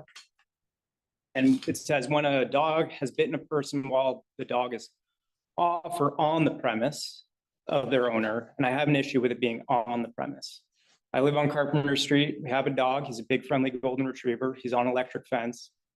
He's not going to go off that fence. He never has. He stays 5 feet away from it. People sometimes come on. He's pumped. He's happy to see him. He likes to play fetch. Sometimes he gets a little mouthy and he plays fetch. What's going to say that someone then doesn't come and say, your dog bit me? I have to go through this whole process when it's not, I think it's like, that's the thing. Again, people might have an issue and then we have to go through this whole process. Off the premise, that's great. That's how the state statute is written. It says off the premise. I know that the leagues of villages and towns says it can also be on, but if your dog's on your property and confined, you shouldn't have to go through really just an allegation. And that's the other piece. It gives the enforcement officer the right to impound a dog when there's been when someone's been reportedly bitten. So in theory, someone could say, your dog bit me, my dog's impounded. They're going to stay impounded until the matter's been adjudicated. So I think there's issues there where it's like, I know I'm playing the hypothetical and it's going far out, but there are things here that I don't feel like there are aspects of this that weren't very well thought out. That includes how it was presented, right? It's great to get the clarification on what stuff applies to, but people get fired up because it wasn't, we didn't go through it and say, these are the trails it applies to, and then there's just sloppy mistakes in how it's written. And I don't think it should be passed tonight. I understand there needs to be an ordinance, but before something's passed, it has to be clear. Thank you. I just want to, I really appreciate all these comments. We didn't get very much feedback after the initial reading and for the second reading. We asked how we could get more feedback. So it may be sloppily written, but it also was put out there as, hey, here's an idea. We'd like to lead the way with this. We know it's not perfect. We need to get, now that we have feedback, I think we can address these things. And I would say that it would be great to get specific recommendations. You mentioned some specific elements that are troubling, but having specific language to solve that, that would make you happy, would probably help us as we address this. Sorry. That's just in line. I will speak when you're finished. Yeah, I'm just saying the feedback is really appreciated here. I'm happy to redline it, but you're not gonna like do what I'm down. I mean, we're all trying to be, No, we no, all like each other, right? yeah, I'm kidding. I'm not afraid of dogs. So I've been hurt by dogs. I have dog bites. So Well, that's why I understand the need. I'm not saying, we're gonna get there. right. Okay, so Marcia? I was looking for it, but I think it largely tracks or is the VLCT model. So, Right, and I think which doesn't. model statutes are always a good place to start, Well, right? Or model ordinance, but it's a good place to start, but they're never perfect. And that's why you see model ordinances, model statutes, they get passed. And it comes back and it's thrown out because it is vague in an area, I right? think it throws in the kitchen sink. Right, and so that's where, I guess what I'm saying is you can't just copy and paste a model ordinance and say we're good. Agreed. And I think that some of it's lifted straight from the ordinance and there's other things that were thrown in and the intent's not bad. But it just goes back to words have meaning. You have to think of what does this mean? Mhm. This is what people argue over, right? Like, what does that word mean where it is? And so that's all I'm saying. All right, thank you. Thank you. Can I just answer one question? Sure. So I want to echo what Kimo said. Because most of you were not here at the last meeting, it's important to let you know that as we were discussing this at the end, there's discussion about how the board speaks as one. And so we authorized Priscilla to, make that post to the listserv, which is might have been the snowball that started this moving. That was like intentional because we had not gotten a lot of feedback in the last 2 meetings that we had. So thank you for coming out here. To address your question, Sawyer, specifically, is that like, as we've kind of noodled through this whole process, I found it interesting to actually come up with scenarios like you're providing. And how does an ordinance deal with that? Because an ordinance is ineffective when it's like overly specific. But if it's overly general, like you pointed out, there can be confusion. And so sometimes, like yours, what happens if somebody comes on your property and the dog bites it? In the definition of it's a potentially vicious dog, there is a kind of a caveat here said that it doesn't apply to dogs who are protecting or defending themselves or otherwise provoked. And it could be, That's potentially vicious, not vicious dog. The vicious dog is if it bites. It's like it could be biting or scaring or other things. So that's where it's, so it's covered in one area. Right, but not It's vicious, not in the other. Yeah. So that's But I would say, it would be interesting to have people contribute sort of not just their problems and their solutions for what's with this. And I think that's what we're looking for right now. Thanks, Matt. I have a point of order. I'm wondering if we should take down the map in case there are people on Zoom. Yeah, you can do that. Thanks, Marcia. Thank you, Marcia. In the meantime, is there anyone else? In the back, come on up. That's the best spot. Everyone can Here in the room and on Zoom. Good evening, Alexa Manning, 442 Main Street. Let's see. I would just to clarify, I think what was said in the beginning, my understanding is that the original impetus for the updated ordinance was basically part of a larger townwide plan to update all the ordinances to kind of get them where they should be. A lot of them hadn't been updated for years. And in the case of this one, sort of looking at the model language from the Vermont League of Cities and Towns as at least some place to start. Is that correct in terms of just kind of how this got started? Okay. First of all, I want to say that I had a lot of notes in here that had to do specifically with language, and most of them were covered by the gentleman who has left. I'm sorry, who I don't remember his name. I don't know him. Perry. So the good thing is I'll get to cross off those because I had some really specific questions about language. A lot of them are the ones that he brought up. I have a few others, but I could put those, in an email or something and send them to the select board because they're nitty gritty language things. But there are really some ones, especially in the potentially vicious dog language, where if you follow the dots from the definition of potentially vicious dog over here, and then you get to the section later having to do with impoundment, which specifically references potentially vicious dogs, you have a situation where basically a dog could chase another dog at Huntley in a friendly way because they're both chasing a ball together, okay? And somebody could make a complaint and that dog could be impounded. Okay, if you follow the breadcrumbs in the current wording, that could happen. Now, it's okay to say, oh, come on, that would never happen. But clearly, as Sawyer said, an ordinance is an ordinance. And if there's something in there where it could happen, and it's definitely something that we would never want to happen, then we need to change the language, not just say, oh, well, nobody's ever going to actually enforce that. That's silly. So I do feel strongly about the language piece. And the one other language piece I'm going to mention is sort of, if you look at the very beginning, the purpose at the very top of this, okay, it says the purpose of this ordinance is to regulate the keeping of dogs and wolf hybrids and to provide for their leashing, muzzling, restraint, impoundment, and destruction. It says nothing about their care. It says nothing about their safety. It says nothing about keeping them from abuse. There actually isn't anything in here about abuse, which is addressed in other ordinances in other towns. It starts off telling you that it's about muzzling, restraint, impoundment, and destruction. I think it's kind of a bad way to start off the ordinance. So that's my last semantics question. I'd like to really focus on the section that's causing so much anger among so many dog owners in Norwich, and that is specifically section 13 of the proposed ordinance. Section 13, as I think a lot of us here this evening know, bans all dogs at all times from the athletic fields at Huntley. I think we all know what the athletic fields are, and requires dogs to be leashed at all times, as it says, on any recreation areas within the town of Norwich. Again, there was some detail provided on the map.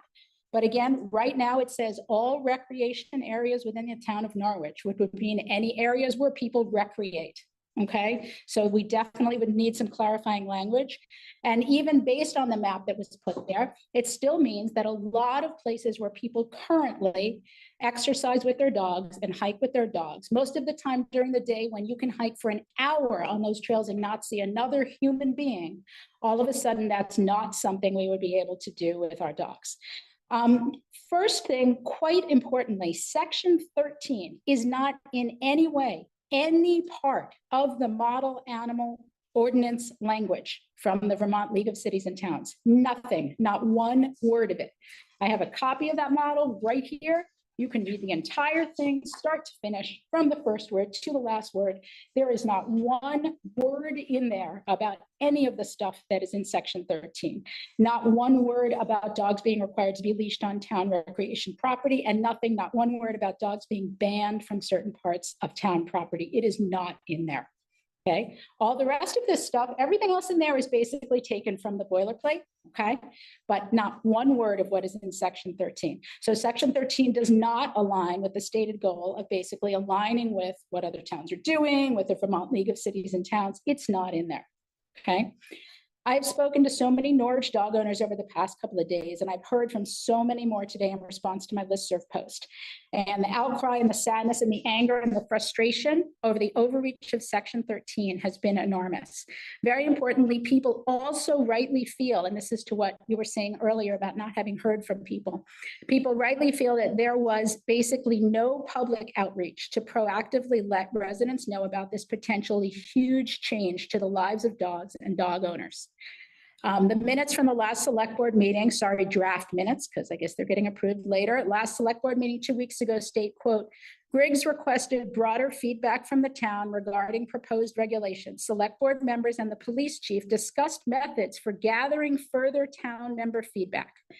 However, as far as I or anyone else I have spoken with can can tell there hasn't been any kind of extensive effort to publicize this huge change. Most of the people I've spoken to in the last couple of days said, what?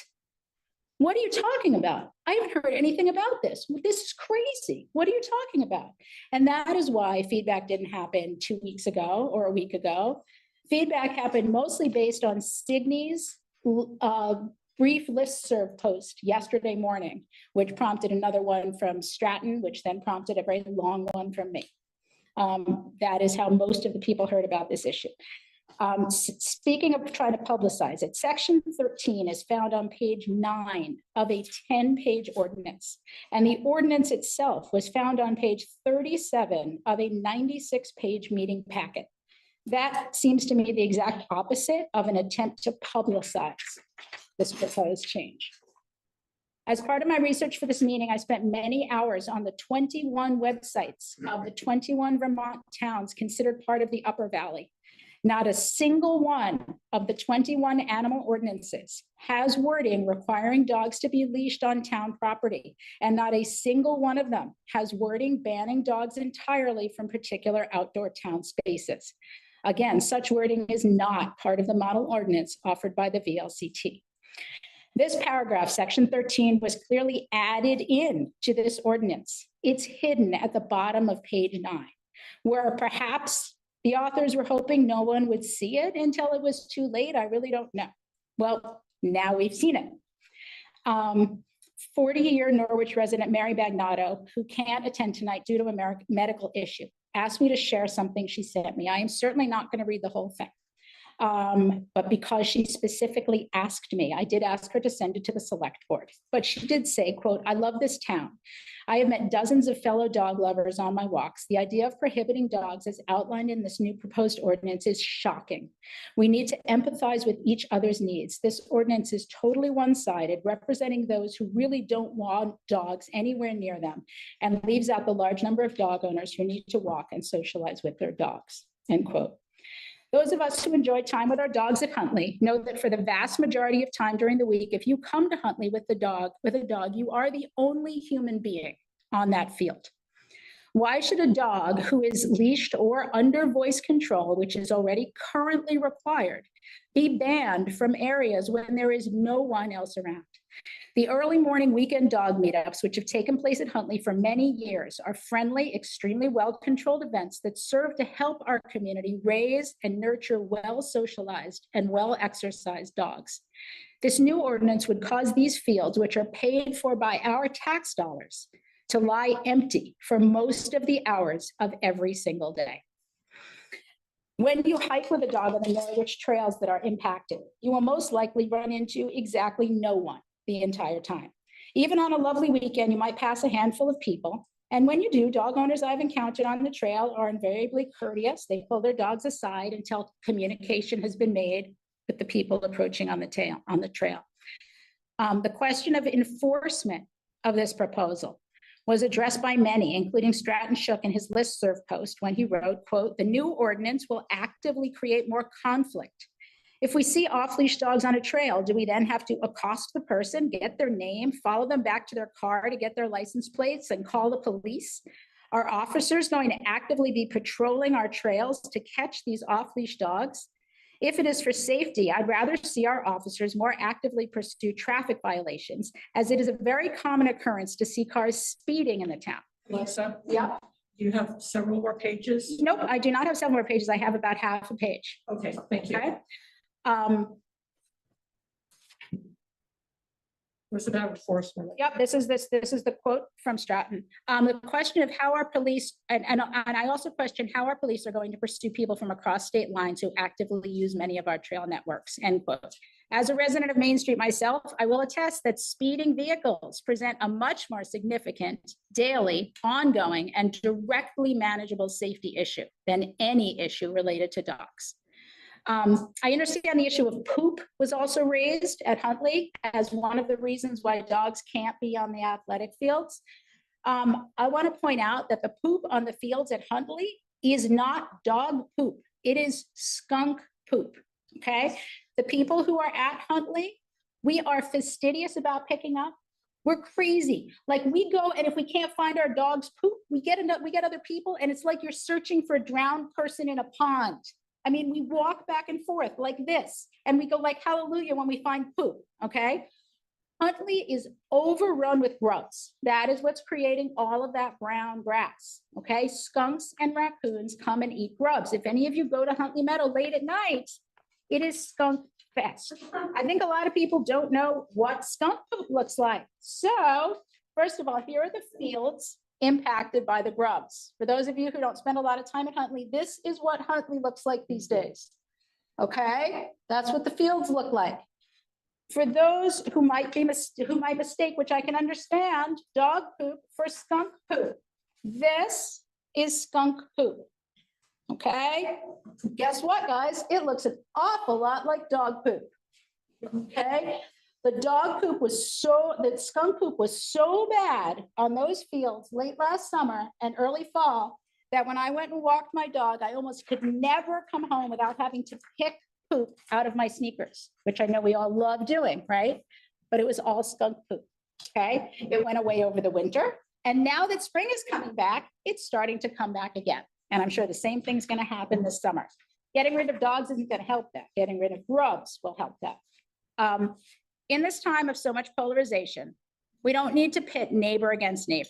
We don't need to look at people who are trying to get exercise and socialize their dogs and enjoy time with their dogs. We don't need to try to label them as criminals. Why can't we why don't we invest our resources in education and when needed, enforcement of the existing requirements that dogs be under verbal control and of their owners when off leash? Why don't we talk about that? Why don't we make sure people know what that means? Why don't we deal with people who are not meeting that obligation? I really believe in this community. I really do. And I believe we can work together in a positive way to continue to share and enjoy these beautiful outdoor spaces that, by the way, we all pay for, all of us, and we are so lucky to have in our town of Norwich. That was my end. I do want to add something about dog parks. Can you make it? Yep, I can make it very brief. If any, I don't know your relationships with dogs, but if you know dog behaviorists, animal trainers, dog parks equal dog fighting. Okay, you want dog fights, you want bites, you want dogs biting each other, you want dogs biting people when they try to pull apart dogs who are fighting. You want a dog park. Okay, it is like the basketball court at a prison. Okay. You take dogs and they're in a confined area, okay? Just like people, some dogs don't like other dogs. If they're in a big open area, they go, hey, I don't care for you. And 90% of the time. Thank you for everything you've said tonight. I just want to have time for other people to speak as well. Sure. And I'll finish, but I just want to say that I very much encourage speaking to some animal behaviorists and trainers and talk to people who live in communities that have dog parks about how many dog bites, both of dogs and of people, happen at dog parks. It's not a good place for dogs. Thank you for your time. Thanks very much. I'm noticing people online. Just going to have to try to keep this very brief. And we have someone in the back. Okay, well, come on up, please. I'm Betty Barba. I live on Willie Hill Road. And I totally agree about the dog park situation. 2 weeks ago, when I was on Zoom, I mentioned that if you talk to any veterinarian or animal behaviorist or trainer, it is a no-no. And I totally am against that. I'm against having our tax dollars spend money on a dog park, and I can't even imagine where it would be on Huntley Meadow. I think there has to be some compromises. I totally agree that if there are athletic events on Huntley Meadow, you should have your dog leashed. Was out, I think that was a regulation in the last 2 years. And I think, I go to my grandchildren's sporting events and I can see people bringing their dogs on leash and that they're under control. When there's no activity at Huntley Meadow, I think it is wrong not to let our citizens have their dogs who are under control by voice command or electric, shock device, that are trained to be able to go and have a wonderful walk, meet people, be in the stream.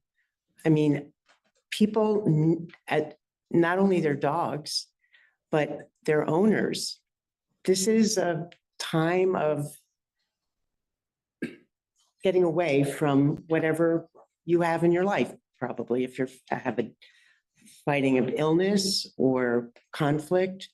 This is a lovely place to be, as well as our trails. I think there should be signage. If we have rules about Huntley Meadow, there should be signage off the parking lots. You already have, dog poop bags and a place to throw the dog poop. And I agree. I think most owners are very good about this. So I just think there are a lot of issues that we need to address. And I understand it's liability for the town, but sledding down the hill is liability for the town. Are we going to tell people not to have their kids go sledding because they could get hurt? I don't know. So I think there's a lot more conversation we should have. Thank you. Very much. Mona? Sorry. Mary, I think at some point, Chief Romeo also might be able Yes, to I'm seeing clarify some. I'm seeing three. Yeah. Okay. Go ahead. Hi, I'm Edith Forbes. I go by Alfie. I live on 56 Cliff Street. People have already said most of what I was going to say. I'm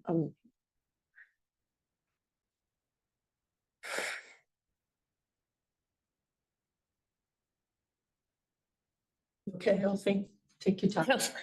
I have trouble speaking in public, sorry. Just talking to us. We're listening.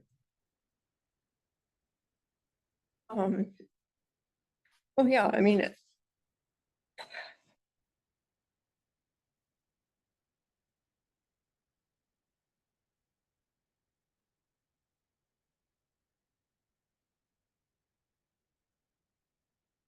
it's hard to overstate how important a dog can be to someone in their life. I live alone. I lost my spouse 2 weeks before the lockdown. And my dog is a lifesaver, to say the least. I love to go on the trails. This fall, I'm in Medicare age, but not very far into it. But I got a taste this past season about being farther into it when I hurt my knee and I couldn't go on all the rugged trails out in the woods. So I took my dog to Huntley Meadow and we could go on a loop. And it was rehabbing. And it was a place where people who don't have the legs to go up the Upper Ballard Trail or whatever, it's a place you can take your dog and let them have a little bit of freedom for a few minutes. And like everyone else, when I go there, there's very rarely more than a couple of other people there. Usually it's other people who are also walking their dogs quietly around the edges of the fields. In the winter, you can't tell where the playing fields are exactly. So it'd be saying where, I don't know. I mean, I appreciate if there's athletic activity happening, I'm absolutely in favor of it. No, you don't let your dogs run into the middle of a soccer game. Of course not. But I also don't think it's right because there are some irresponsible dog owners to punish, to ban everyone. That would be like saying if somebody's disrupting the soccer game, we just stop playing soccer, as opposed to saying we deal with the ones that are making the disruption. Okay, that's all. I hope we can figure out some compromise on Huntley Meadow, because for large parts of the days and years, the walkers and dog walkers are 90% of the use. Thank you. Thank you. I'd like to call on, or if you could just wait. Lily, our town clerk has been waiting, and our police chief would like to hear from them. Lily, are you there? Hi, can you hear me? Yes. Sorry, I'm trying to get away from fighting children. So I actually, don't want to wade into the larger dog ordinance issues, but I did want to make a request to amend the fine structure. In terms of dog license fines, I noticed that there is the same structure as there is for everything else, a first offense, a second offense, a third offense, without being clear about whether those offenses are within the same dog licensing cycle. Other towns just levy a fine if your dog license is more than, say, a month overdue. You could be fined $100. I don't know if towns ever collect on that, sort of like the useless threat of impounding your dog or euthanizing your dog, but I would request that you do a simplified fee schedule for dog license late renewals. Okay, thank you. Thanks. Please, were there other suggestions? Oh, I think she's gone. Okay, Chief Romeo? Good evening. I apologize for jumping in late. Softball practice went a little longer than I expected tonight. I hear the concern expressed tonight, and I would just offer a couple of clarifications. The majority of the investigative or punitive aspects of this ordinance come with may language and as opposed to shall. Where it comes with shall language is things like you shall license your dog and things like that. But I would expect that we would have a little bit of grace and control about the punitive aspect of enforcement. Additionally, specifically speaking to section 13, since that seems to be the source of some great consternation, it is not in the model policy. It was added at the request of our recreation department, and it very closely mirrors Vermont Principal Association's requirements in scholastic athletic fields. And I'll just note that dogs are not prohibited from Huntley Meadows. They're prohibited from the playing surfaces of the fields. And that is it's a health and safety thing that the Vermont Principals Association mandates. And we just felt like it would be a consistent language across the recreational areas. I wish I could say that I agree with removing the leashing requirements in our recreation spaces. Unfortunately, almost every one of our bites and attacks, in at least since I've been here for the 18 months I've been here, have been in these recreation areas. And it is a shame that good dog owners that maintain control of their dogs or end up, having to put up with the dog owners that aren't so good about controlling their animals. I don't have a dog in the fight. Sorry, I had to bring that into the discussion tonight. I'm simply here to offer the options and see where y'all want to go with this. But I do know that we need some more up-to-date tools and enforcement language. As far as all of the language kind of concerns, I would just say that while some of parts of this are vague, some of them, even in the model policy, are intentionally vague to allow for interpretation and discretion on part of what we do.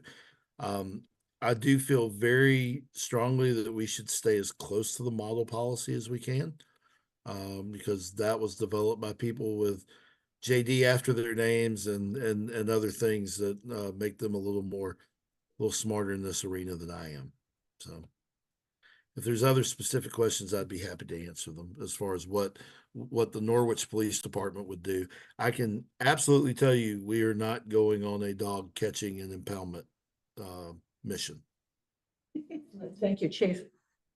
I'd like Barbara Tolman to speak, and then I think there's a person in the back here. We're going to have to wrap this up soon. So.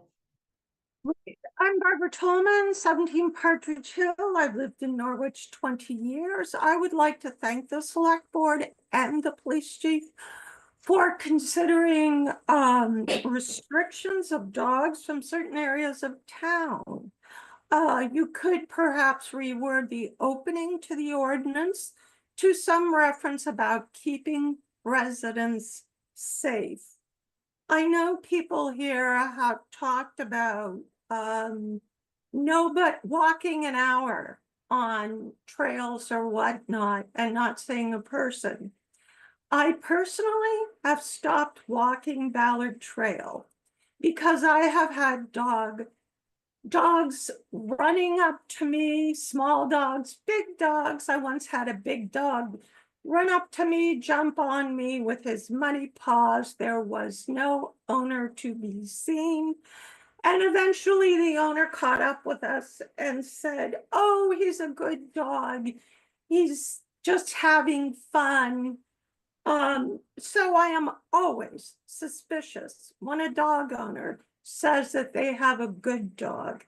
I do know of some well-behaved dogs and good dogs, but I also know of owners who say they have good dogs, but those are dogs who run up to people, maybe bite people. I haven't been bitten, but I want to thank the select board for this and talking about times at Huntley Meadow when there are no other people except maybe a dog and a dog owner. I live near Huntley Meadow, and if there's a dog running around Huntley Meadow, I don't go there. So I want to thank the select board. Thank you. And was there a comment from the back? Yeah. It's kind of scary to walk up to this chair. Our aesthetics aren't very good. I'm glad you're here. Thank you, and I want to thank everybody here for serving on the select board. Like, that's a lot of time, and I really appreciate it. My name's Signa Taylor. I live at 109 Bradley Hill Road, and I heard about the dog ordinance from, it was almost like someone sent me a text. They were like, "Did you hear about this?" And I was like, "What?" And then I went and I, kind of waded through the packet and saw that 13, whatever, section 13, and was upset because, we like to walk our dog on Bradley Hill Road. And I was like, does this mean, is Bradley Hill Road a recreational area? Does this mean I can't walk my dog on the road where I live, where, like many other dog people who have said, like, you walk your dog and you see like maybe 2 cars and 1 person over the course of 45 minutes. And I wanted to say that Huntley Meadows, I feel like there has to be a way that everybody's needs get met, right? So dog owners can't have unrestricted use of Huntley Meadows at all times. That doesn't make any sense. But the saying that dogs have to be leashed at Huntley Meadows is a difficult proposition for people who own dogs. When I had, when my hip went bad and I got a hip replacement, I was unable to go on the trails because they're very steep. And so I was able to take that shallow walk down to Huntley Meadows and still make it around, and my dog could run around, and we went along the trails away from the playing fields. She needs to run. She can't do, like, hobbling with a bad hip with the dog on a leash is not really very much exercise. So I just think there has to be a way that we can create an ordinance that works for everybody. I have no doubt we can do it. And I'm just hoping that we can take a little more time to figure out what that looks like. Thank you. Thank you. Yeah. All right. So, are there others? Yeah, that'd be great. Yes, we're really getting into this tonight. This is just a little different because I don't own a dog. And I love to be out on the. Oh, I'm sorry. So I'm Kathleen Foltz and I live in New Boston Road. And I just wanted to say, I love being out on the trails and encountering dogs. I'm sort of the opposite of some of the things we've heard tonight. And I just love it. I've been down to Huntley Meadow without a dog, and I love just being there, seeing the dogs play, and it just adds a lot to my experience. So I just wanted to just have the other side. Thank you. Short. Very, very short. takes longer to get here than it does. John Kerr, 16 Hobson Road. Got my dog leash. So I want to suggest a different way of approaching this. And that is to approach it with joy and positiveness, not with looking for other towns or places and looking for problems. I want to tell you as a witness to daily dog walking, on leash, off leash, on trails, on all over the place. The amount of joy that it brings. The owner, the dog, the other dogs, the other people, and all the exchange that happens. And the people commerce that happen. And I think we can do something exactly opposite from what we're doing. What we're doing is we're looking to other towns or the state or the convention, and we're trying to see how we're screwing up.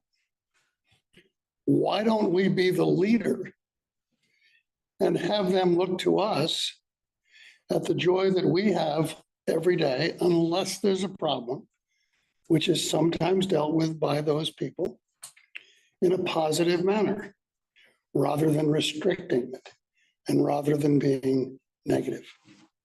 Thank you. Can I ask one question? Yes, Matt. I think we've all heard about first of all, my lens is as a dog lover owner. And so, and it's also from like emergency services safety point of view. And I think we've heard the tension now between some people who would like to be in public spaces and not have to worry about getting knocked over by a dog or God forbid, like bitten by a dog. And like one of the things I love about Norwich is that there are so many like vibrant seniors who want to be out there taking advantage of the being out and on the trails and everything like that. And I have heard from them here and in other places how they do worry about being jumped on by even loving dogs. You know, that can really knock people over and get them hurt. And we have to be mindful of that. Or what dogs, you know, the barking and the sort of noise that they create. And then there's that other obvious side, which is that like dogs are awesome and they're really fun to be around and they bring joy and love and they can also enact connection between different people and their dogs and other people. And it seems like this focuses a lot around, there's very few places there's only one place in this ordinance that you can't take your dog, and that's on the athletic fields, period. And then there are some very few places that you have to keep your dog on a leash, but you can still take them there. And then the vast majority of the places are free game, and you can take your dogs there as long as they're well behaved and are under voice command or under leash. And so, and then it seems like we're really focused on Huntley Meadows. So if the people who see like real dog value in Huntley Meadows, which there is, if we just had a different field that you could do all your Huntley Meadows stuff, just not near the athletic fields, but the value of Huntley Meadow is that it is a central place in town and it's mode. And so like with that, I don't know, would that be accommodating to everybody who kind of cares about being able to use dogs on Huntley Meadow? And it's hard to ask this question because I'd love to pull like everybody in Norwich, like. Kind of like a positive kind of comment to that, but I said a lot of like negative stuff. Excuse me. I think we need to stop. Yeah. But I appreciate all of the feedback, and I would suggest to the select board that we don't try to move this tonight, that we table it at least till the next meeting. I think there's 3 weeks till the next meeting, and maybe do a little research in between. I believe Bree would have her dog, The dog park The dog recreational council meeting. meeting, so that could be a chance for more input on why dog parks are either great or not, and also in potential sites, for maybe a larger space where some of the activity at Holly Meadow could happen. So I think we need to stop We also have council waiting. We might need a bathroom break. You know, so I think we need to stop, but I think it's been an extraordinary turnout. And it's all because of dogs, because they're great. I love dogs. I'm kind of the outcast of my family because I have cats, but everybody else has dogs. And I feel like I'm a dog aunt or something like that. Go ahead, Priscilla. Could I just request that several people have said that they would like to maybe redline or offer specific language, and it would be most appreciated if they would submit that to us? They could, and it's always great if you do that in writing. Yeah. You can do it as correspondence. It becomes part of the record so everyone can see it. And then you can really get into the detail. Of And what we get you're it, talking and we get about. it before the meeting so we can look Yeah, at it. it could be red line. It could just also be your thoughts of what you think would work. Marcia?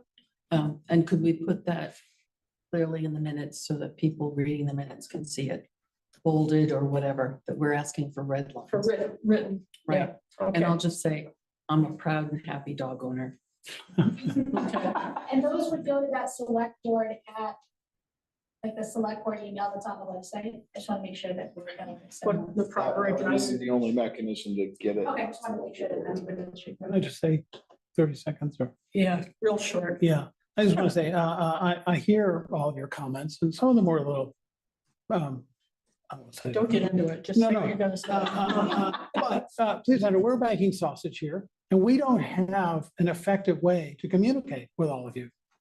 We just don't. We can't send out statements. We're working on that. So we kind of rely on it going out or posting going out. and Priscilla, and you know, something like mentioning that the thing that we added, section 13.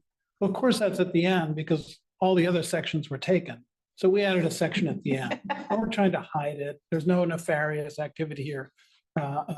We're doing our best and, you know, We'll work it out. we're very positive. Yeah, Jenny. Yeah. In the vein of using minutes as a specific form of communication, could you please state specifically what you want written if this is being used? What's the question? What is The the red red line? line specifically? You mean the red line? Yeah, like where are we requesting from? Edits to the animal ordinance, something like that, suggested edits. The select board requested that anyone who was interested in offering a red line document do so by doing it through the select board email. Yeah. I want to self-organize. All right, now, thank you, everybody. You still have counsel or is he going to sleep? No, he's, Have we tabled this? no, John is Have here. we officially tabled this? Well, we should officially table this. Oh, yeah, let's officially table it. Probably on the move to table. Yeah, I move that we table. Make sure that Jenny can hear. That would be here. Jenny Jenny can't hear. date certain. Okay, so I move that we table. Did that either. Can you all take your. No! Out of the.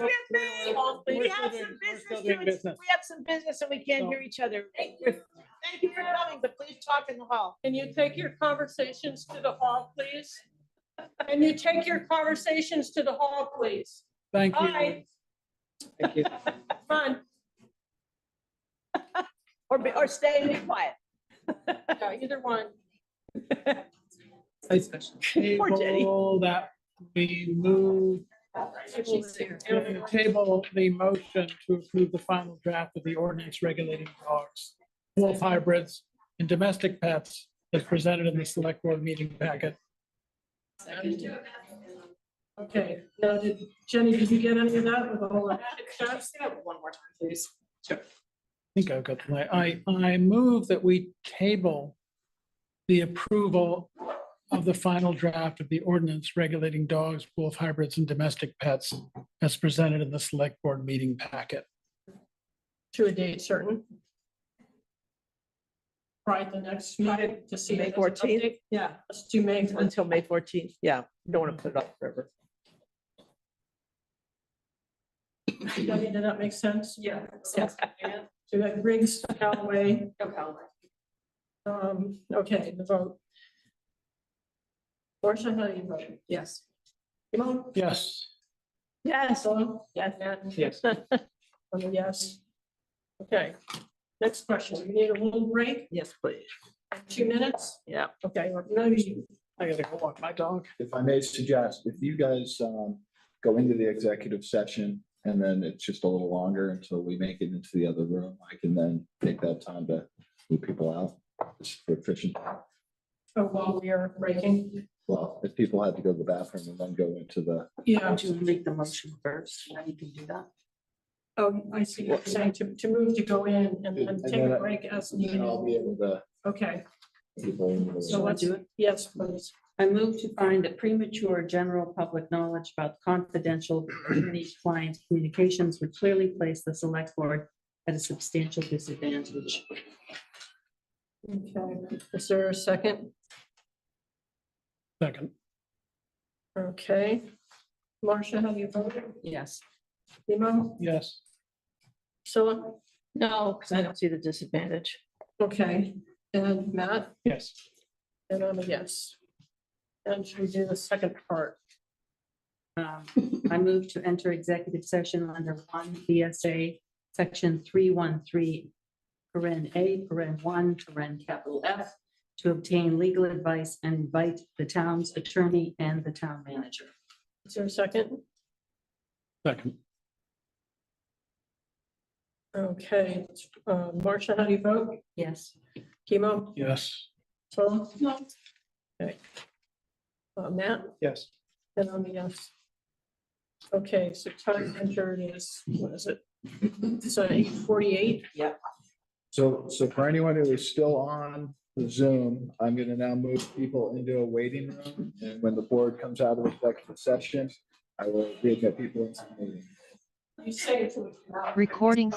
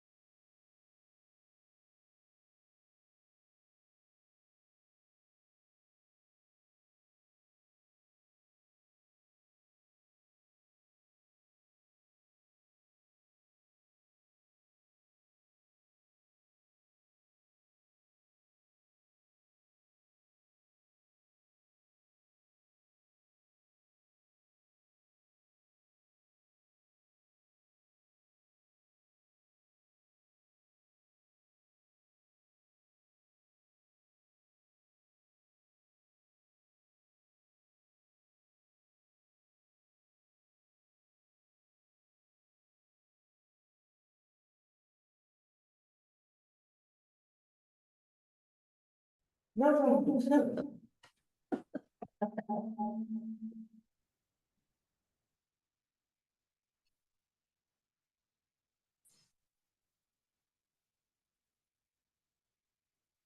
we have to come out of executive session. Let's get rid of the echo. My motion sheet.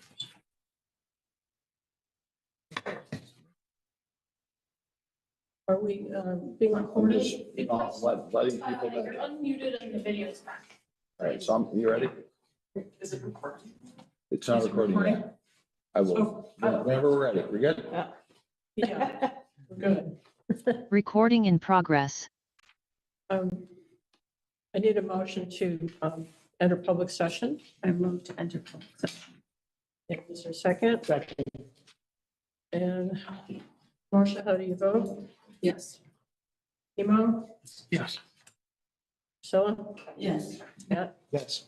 and I'm a yes, and we're back in session 9:55. Is there a motion? Yes, I move to include. Wait a minute. Wait a minute. What's the problem? What is hand up? Linda has her hand up. Well, I think let's make a motion. You can ask a question. Go ahead. I move to include the memo concerning Addendum B from John Klesch dated 4/17/2025 in the May 14, 2025 packet, and also include Addendum B. Is there a second? Second. Okay. Shall we just vote on this or? Okay. So Marcia, how do you vote? Yes. Emo? Yes. So? Yes. Yeah, Yes. and I'm a yes. Okay. Cheryl, Greenberg, did you want to speak? Yes, hi, Mary, thank you. I did not expect an executive session on this topic tonight.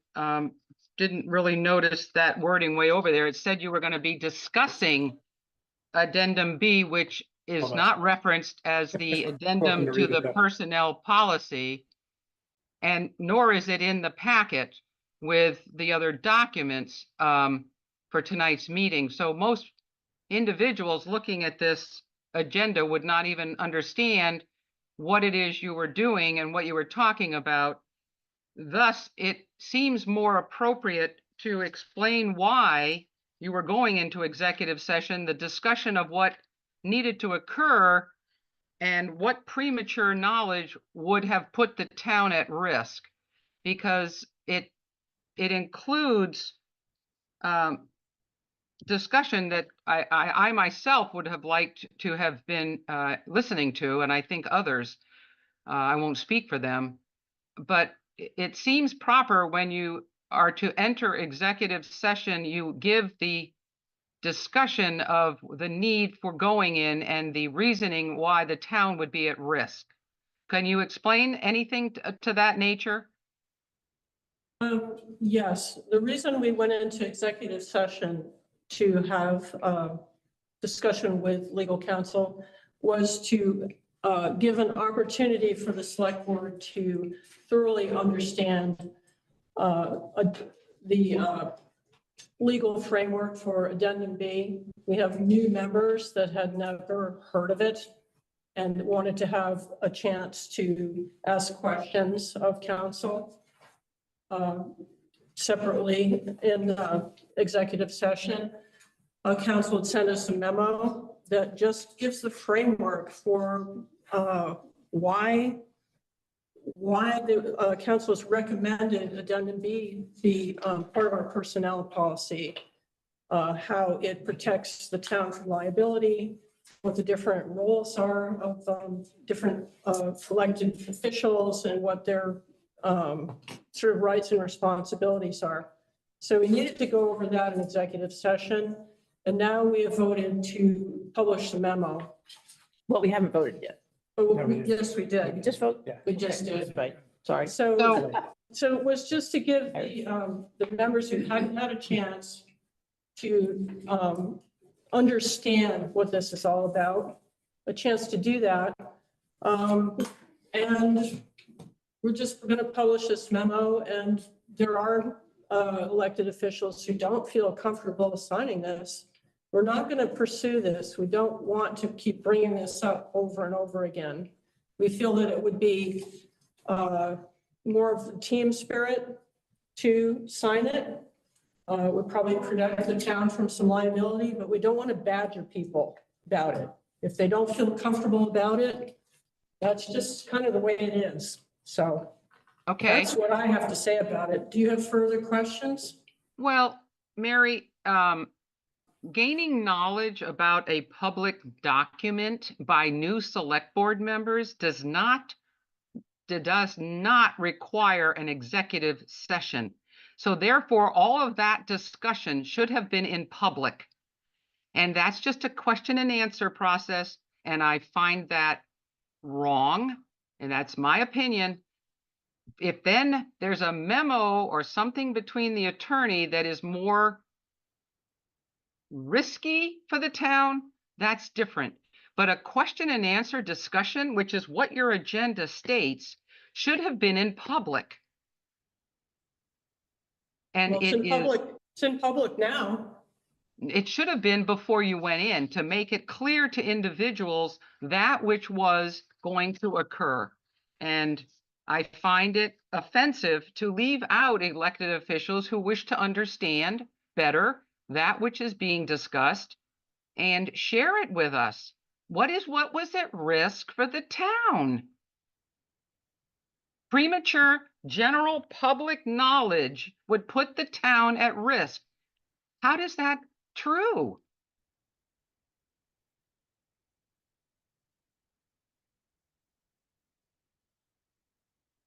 Thank you. It's not. Marcia, would you like to speak to this? Sure. The memorandum that we received was at discussion, and we did not know what we wanted to do with it. And so that is called attorney-client information. And we were able to ask questions of our attorney. And based on that, we made a decision. It was all appropriate, and that's the end of the discussion. I, again, heard Mary say it was a time for new board members to ask questions and get clarification. That is not an executive session topic. Carol, everybody was asking questions. Can we please move on to the next topic? Sure. Any other? No hands up? Okay. So we tabled the animal ordinance. And we are on to 8, communications research. Had to wait a long time, Matt. Yeah.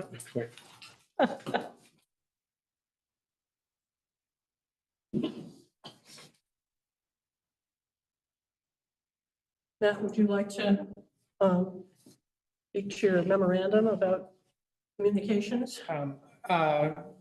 Without assuming everyone read it, I was mainly looking, I think that the steps that we're following to figure out, the best process where we can come up with a question that we want answered and then assign that question to a select board member and have that select board member then go out, chase down information, come back and make recommendations or just present, an in-depth study, so that as a select board as a whole, we can kind of move ahead as a group of 5 and then work in parallel as groups of 1 to kind of get information. This communication charge is kind of our first shot at that. And so I didn't want to jump ahead to what I thought would probably be, to start to do the research without coming to you first and saying, these are sort of like the 1, 2, and 3 topics that I think are probably best to research. And if everybody kind of thinks that these are good ideas or good topics for me to look at for how to best communicate, then then I'll put in more time and really chase down the information.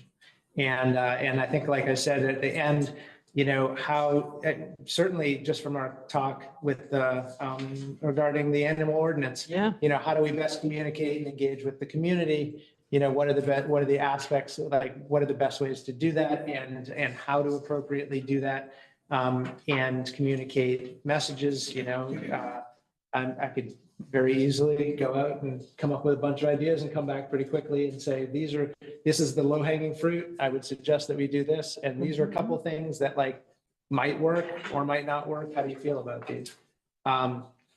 Number two would be how to improve the communication during the budget process. I was, you know, the budget this past year only passed by 55% of the town voting yes. And that's the lowest amount since 2013, I think. And so like, and I think that, I think it wasn't a bad, it was a fine process, but I think that we could improve the communications of the whole process so that like, so nobody feels rushed at the end, so that everybody feels like they fully have asked and gotten answers to their questions. And so, you know, I'm offering to go and kind of think about that process maybe and give some suggestions there. Yeah. Ursula? I'm thinking for the budget process that, you know, we are sort of putting together a finance committee that is wondering what it's supposed to be doing. And I would think it would be beneficial to have fairly regular communication with the finance committee when we're So wrap them into in the budget stuff. Wrap them into Yeah. the budget communication process somehow. I Yeah. would agree with that. Marcia? On your 2D, I feel like I'm always saying this, but capital plan is one of those things that's overly used, right? And it has, in statute, it has a specific meaning, which is only relative to the town plan. We use it in common parlance, as lots of people do. You know, your fire engine is a capital expense. But so when you say understanding and approving the current capital plan, we don't have a capital plan per se, because we don't have a town plan that requires or recommends or was approved for any capital projects. When we do, then a capital plan will be proposed by them. For us, this capital planning business is all part and parcel of the budgetary process that we go through with the department and the town manager.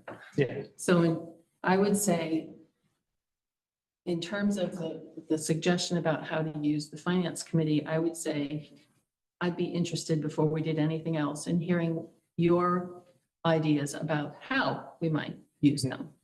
And then we can talk about it rather than just say they'll be in at the outset, because I think all of this is difficult enough that 5 people who have the legal responsibility for this think it through carefully and then do what we said we would do and ask for assistance in targeted ways. Yeah, and you're 100% correct as far as your understanding of 2D. And just in the small amount of research that I've started doing, I realized that like I referenced it incorrectly, and it's more of a capital expenditures plan that it's like a spreadsheet that we have, you know, we're going to buy graders here and trucks here and like totally right. And that's actually why I want to dig deeper into this so I can kind of present that better. If you want, I wrote a memo to the board November 7th, 2024. It was in a packet if you want it. Yeah.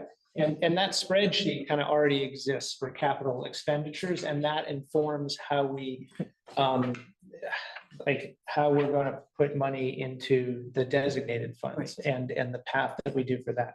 So, and then number 3 was kind of was a larger thing, which is that how do we improve townwide communication through the town website?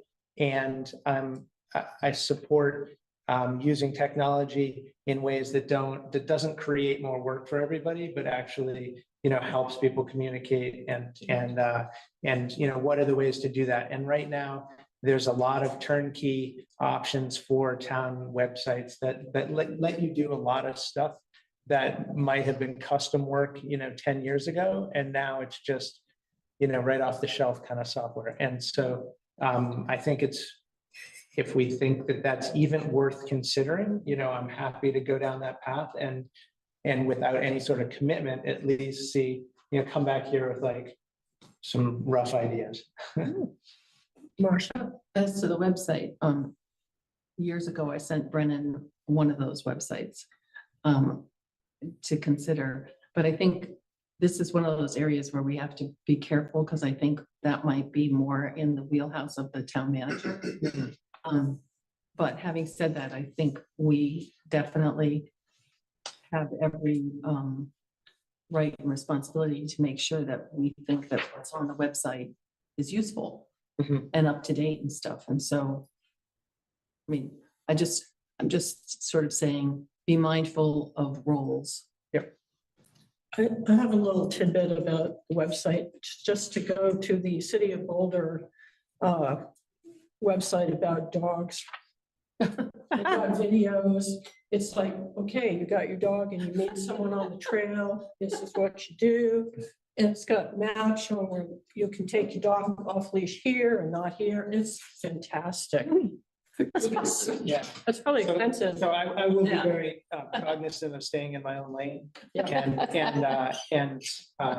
And I don't want to take, like, nor would I want to do this, the heavy lifting involved in this, but like, if I could kind of help, if I could take off some, they're really busy too. And so if I could, I'd work in whatever way is useful. I may send you that Comfortable with website. everybody. So I would wonder whether, I like all of your ideas. Would you want to like a regular check-in? Like we sort of stick it on the schedule or when we could do that. I was thinking that maybe if this becomes something that people see on the agenda, that we might also get some ideas from the public kind of bubbling up. Right. It's like, oh, they're trying to improve their communication on that, so we can feed them ideas, or maybe we come up in public comment or something. Yeah, Just do it as a regular thing. that sounds good. Yeah. Anybody else have questions for Matt? And if we adopt this, should we just adopt the whole memorandum or what? How will this work? Keep it simple. Yeah, I would just, you could view this as a, this is my shot at creating the charge for the communications study. And maybe for this year? yeah. Okay. Why do we need to adopt anything? Well, it is good to, it's good to put it in writing because so much comes at us.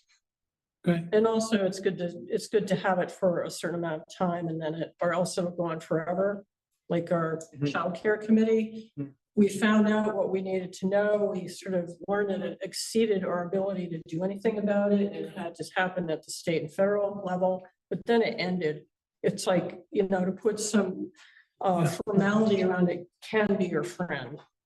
Yeah. I'm just thinking, it says I expect that my recommendations will be ready sooner for whatever. So I thought this was sort of on the way to something we could accept later on. That's why I'm asking. But I'm happy. What, if I may? Okay, Marcia? I think that our experience has shown that it's good to have a record of my motion, so that people's memories of which fade. Yeah. Can be. Yes. Okay, good. Thanks.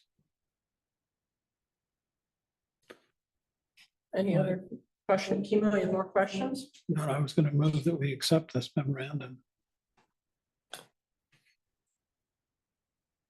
Sounds good to me. There's Oh, is there a? Yeah, there was one here. Yeah, I move to approve the charge for communications research by Matt Sweat as presented. Okay, well, that's simple. Yeah, All right, I take it. okay. Well, let's vote on it then. Marcia, how do you vote? yes. Kimo, Yes. so, Yes. yeah, Yes. and I'm a yes. Okay. Have fun, Matt. It's gonna be very interesting. All right, no one we have to. Town manager report. All right. Gonna go quickly through this. Finance department, I have some great news. We've been able to hire a finance assistant for Barry. Young woman who will be starting on May 5th. And I guess at the next meeting, I'll be able to give you a little more detail about who that is. So, we get a lot of information from Barry. She's, doing all kinds of work, and I know she hasn't had an assistant, but I would sure appreciate an executive summary of the gist of the many pages of finance. I was having a bad week, so I actually did not look at all of Barry's numbers this week, but usually I go through every single line, and it was like 50 pages a packet or two ago. And we never discuss it, and we never sort of acknowledge all this stuff. So if possible, I'd like to request that when, I like seeing the detail, mostly I will look at it, but I would like to request that we also have like a few paragraphs, just telling us what we need to know in case we're rushed.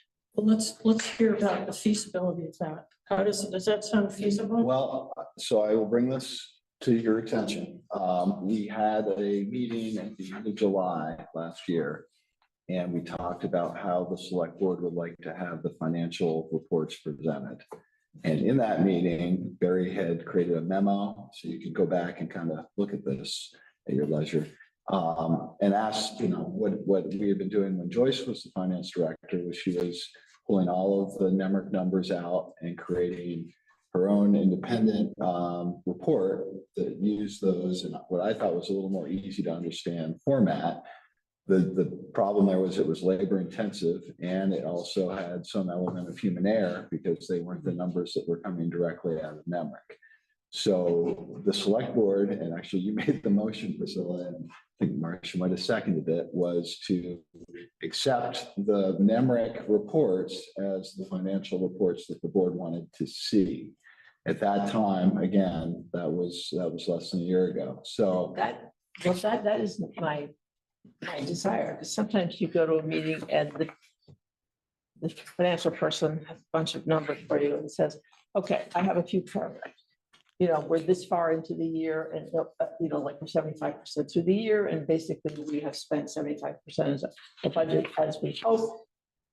Certain things may be a little over or under. This is why, or we're overspent or we're underspent. This is why. Any areas of concern to the finance director. So I'm just talking, not revised numbers, but just. well, again, the will of the board less than a year ago was just to have those numbers presented out of the NEMRC reports. So the board could certainly make a decision that they would like to see those presented in a different way. Well, I like seeing the detail, but I'd also like to have a few paragraphs. Yeah, Kimo? a little cover letter explaining what we're looking at, or if, yeah, just saying, here's some high points. I think a brief executive summary would not be overly burdensome. Again, That's probably reasonable. I'd like to get the rest of the board to acknowledge we would like to change what we agreed to do. But if that's the case, I'm sure we could ask Barry to do that. Well, she's already generating the detail that, you can be looking at, but maybe if she could add a paragraph to say, I think, for instance, interest is way high, isn't it? Way high. We're making tons of, our CDs are doing well. And then the treasurer and the finance, Right. for that. So things like that sort of stand out, or things that are going a little over too much. Or even if it's just, we're right about where we want to be. just We're doing it, our planning has been good. Yeah, but I don't think one of them, maybe a paragraph. You could just state it. Paragraph. Yeah. if But I'd she like it wouldn't mind in doing writing. that. I'd like it in writing as part of my packet. Yeah, there's a line on page 4, miscellaneous, that is 1,160% of the budget. It'd be nice to know what miscellaneous is, and oh my gosh, like, why would somebody go that much over? We can ask questions in between meetings, just ask the town manager to look it up. And that, we're here at like 20 after 10 as well, kind of dragging through, so. Well, can we have any consensus or decision about whether we would officially like to see a little executive summary next time? I wouldn't mind a paragraph, but I don't want to put Barry out too much to do this. Workshop? Agreed. I think we've pushed and pulled them a lot in my tenure, do this, we don't like that, we don't like I love the digestible stuff that Barry was producing. It was great, and it's what I was used to in my work life, because nobody takes a huge database and just presses print, but that's what we voted for.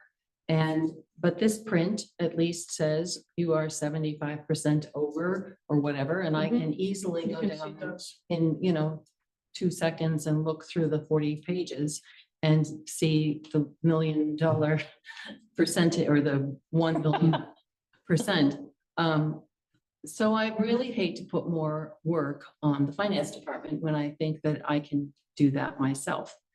On the other hand, it might be useful for it to be published, to say, in the packet, so that people who are looking at it could see and are not used to seeing it. Perhaps something like, we are 3/4 of the way through the budget year, but this office has already used up their budget. I don't know, something, a That would be flag. helpful. But I wouldn't want very much at all, because I Yeah, I think think they're working hard. extremely Yeah. hard, and now she's going to be Shorthanded. training a new person. Right. Yeah, I think that's what we're talking, a few lines. We are 3/4 of the way through the year. There are just a couple of things that might look Couple of unexpected. highlights. That's it. Yeah. I mean, that would be helpful, because the rest of it's pretty straightforward. And I see it more for helping the public, not us, who should be able to look at it quickly.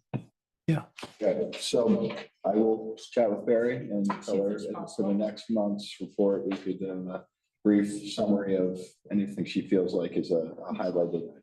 Okay. Okay. Please thank her for this. It's good. Okay, continuing on, so as you heard, I think Stephen True in the planning office is doing a really good job with the planning commission. They're now moving forward with the bylaws. They've been working on that for quite some time. After talking with Stephen, he felt like they will probably be getting into the more formalized public hearings of those in May, maybe through July, depending on how the timing will work. At some point, those will come to the select board, as I'm sure folks are aware, for kind of a final review and an approval of the bylaws. So certainly it would not be inappropriate if people wanted to be a part of hearing how they're doing this. The discussions in those public meetings are public meetings. So board members might want to get a head start if interested. I know that there's statutory rules about how it's done, but can we just get something noticed to us? I don't want to miss anything. Well, so you're talking about when they hold the public meetings? Yeah, so those will be warned publicly. Okay. Yeah. Okay. Police department, I guess we've had a couple presentations about how to protect yourself from fraud that have been very well attended. I believe they're 6 at the first. yeah. 30. Second one was well attended. 30 people, and she's gonna do another one a week from tonight, 5:30, which is So awesome. That's Michelle Illick Dubas, who is our administrative assistant in the police department, who's again, fairly new hire and I think doing a really nice job. DPW, I will just let people know, I did make some outreach to the neighbors on Hemlock Road, pending our beginnings of construction that we're looking at May, probably wrapping that up by the end of July, maybe the middle of July. So it'll be a fairly labor intensive but short duration construction where they'll be impacted. And so we got some feedback about one of the homes that was burned at 95 is going to be rebuilding in that period as well. So I believe right now they've had good conversations with the contractor for the slope stabilization, and we're going to be able to kind of work through that as far as how many people can be trying to get through that road at a certain period of time. Priscilla? It mentions FEMA, and Mike Pisiak, our state treasurer today, was saying he just doesn't know if FEMA's going to honor the commitments it's made. I sure hope that ours are honored. I think that's, I had thought that the money is already up there in Montpelier. Funding has been transferred into the state's coffers, so not sure what you're referring to, but. Well, I don't know. I just, Well, there are other probably outstanding agreements that. I'm being told to relax. Okay. We're good. I think we're good on that one. Okay, Yeah. and then I do mention some bad news on our HR front, which is that we have 2 of our equipment operators who have resigned in the last 2 weeks and have found other opportunities and are moving on to those. So we're going to be aggressively soliciting to refill those positions. Why are we losing people now? Is it funding or general unhappiness? I honestly, this is not a forum I can really talk about the personnel. Yeah. So in my report for town manager's office, as we heard today, the heating system has been prioritized, and I thank all of you for voting affirmatively to move that forward at this point. It's good.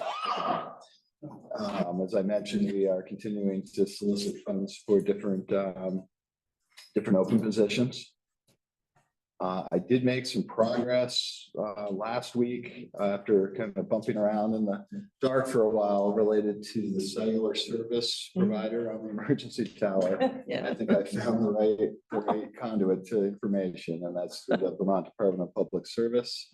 So we have a gentleman there who's provided some information about what he thinks should go into RFP. Unfortunately, he didn't have any kind of turnkey templates that we could use, but I think I can put something together fairly quickly. And I guess I will just add at this point, he did caution that he thought this might be a difficult, this might not be an easy thing to find new service or existing service providers to invest new money in that area. And that largely to do with the limited market, the limited amount of customers that are going to be reached in that rural corner of Norwich, and the fairly sizable investment, even with the tower built and the permitting of that out of, not necessary, which is I think a huge hurdle for most. It was still a pretty significant investment to be made. So he just said he was not optimistic that we would have a huge response there, but we will try. The Moore Lane Bridge, we kind of neglected talking about that in the last probably 6 months, maybe 5 months. So Stantec had provided a report back in November, and they had spelled out some different options, and we had the chance for the public to make comments and suggestions. So they've compiled that back into a final draft of the report, taking those into account. They are available to come kind of remotely, as we did with Dan and Doug, to present that to the board at the next meeting. And I think that would be good to start thinking about that again, as far as what we want to do to move forward into the next season. And Brendan, just Kimo have the background, a little bit of the background on that bridge. You do with the. I know a lot about that effluent, bridge. Yeah. all that. Yeah. Okay. yeah, for folks that aren't aware, I would probably refer them back to the November packet, and I can't remember what meeting it was, but the draft is there. It's very concise, I think, about what's happened and what are ideas. And I've seen a draft, and I've asked them to make a couple small edits to what we'll see at the next meeting, but it takes into account some of the ideas that came out of the public meetings. And we'll end with the fire protection fee. I didn't put this on here because we hadn't talked about it in a while, but we have received a kind of more formalized proposal from the Prudential Committee related to the cost of that. I met with fire department leadership today to talk about what they were proposing and what our thoughts might be. I would probably like the select board to talk about this at the next meeting. If we could maybe put this on as an agenda item. This may or may not be something we would want to hold in an executive session again, because I think it is at this point kind of a contract negotiation that we're entering into, and that is a viable reason to enter executive session. I think that's, I won't go into any more detail tonight, but I think it would be good to let the full board kind of know what is being proposed and what our thoughts are as far as going forward. So, That's good. okay.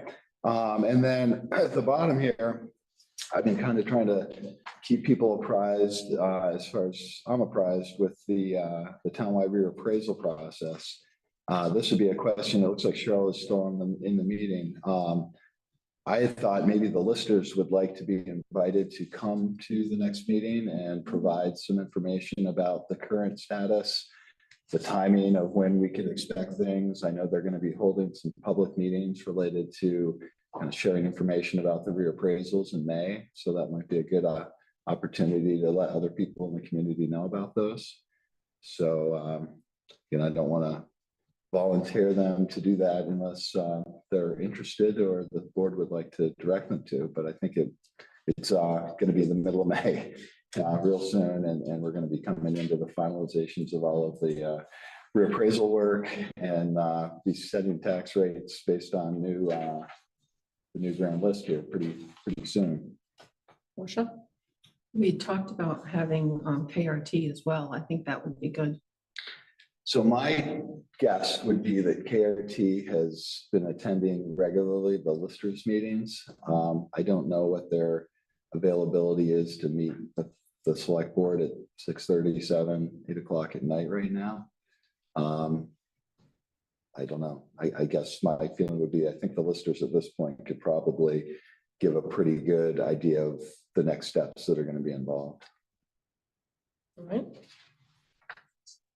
And that's all I have. All right. Move on to approval of the minutes.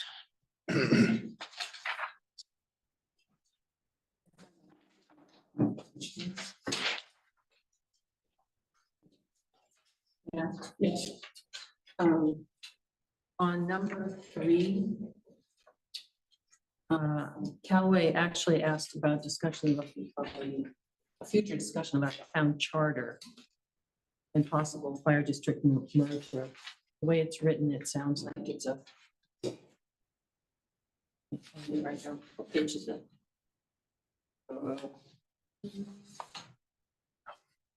83. 83. Yeah. Thank you.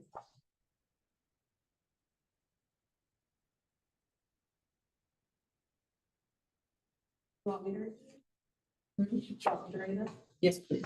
Callaway asked that the select board discuss in the coming meeting their possible interest in the fire district charter or merger. Right. Could you restate what you put there?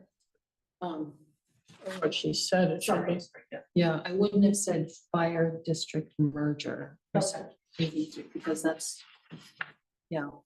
Callaway asked that the select board discuss in a coming meeting their possible interest in a charter and a fire district merger. Gotcha. And then number 5. I don't think it matters. It doesn't matter too much, but what I said was I didn't have concern for the cost of heat pumps in terms of purchasing them, but in terms of, I didn't know how much they would cost to run. So I don't think we can do anything about that. But. Okay. But the first one, The first number one. 3. Yeah. Okay. Any other amendments?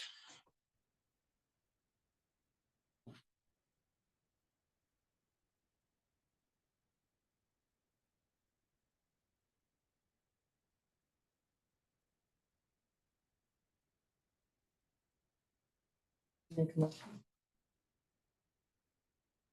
Anything, or you ready for a motion? So I move to approve the minutes for April 9, 2025 as amended. Is there a second? Second, Okay. Marcia, how do you vote? Yes. Emo? yes. Solo? Yes. Matt? Yes. And I'm a yes. Okay. And now we're on to the warrants. Would someone move the warrant motion, please? Here, I move to approve AP warrant number 1275 in the amount of 77,991.86 to be paid from the general fund. AP warrant number 1285 in the amount of 235.79 to be paid from the general fund. AP warrant 1276 in the amount of 338.35 to be paid from the general fund. And AP warrant number 1292 in the amount of 98.50 to be paid from the general fund. Is there a second? Second, Okay, any questions? Solo? Just sort of maybe random comments. I don't remember seeing a column for discount amount, but that's interesting. On the first page of the first warrant, annual safety inspection, American Test Center, Inc. Yes, if you'd like me to answer that. What, I mean, sometimes it says what department it's for. Is that? That's for the fire department. Oh, that's the So fire we department? have- Oh, we okay. have an annual test of our Okay. ladder trucks, aerial ladder. Oh, okay. It passed. Good. And then I was going like, wow, how did I not notice this before? Monthly IT maintenance is over $3,000. Yeah. Are we happy with this sort? Or as I know. Okay, good. That will, okay. To use it a lot.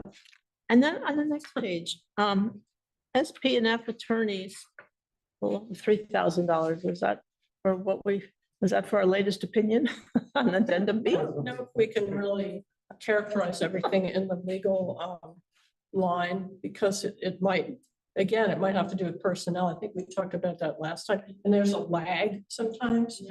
So I don't know if we can match things up and say it's for this or for that. I don't think that's why. So I would like that line to be low, but it's, I think it's not a realistic expectation. That's all. Okay. Let's get to vote then. How do you vote? Marcia? Yes. Emo? yes. Scylla? Yeah. Matt? Yes. Yes, and we have the big file here. Before we leave, we'll get those signed. Receipt of correspondence. Yeah, you could start, let's make sure it gets back down to Marcia and I.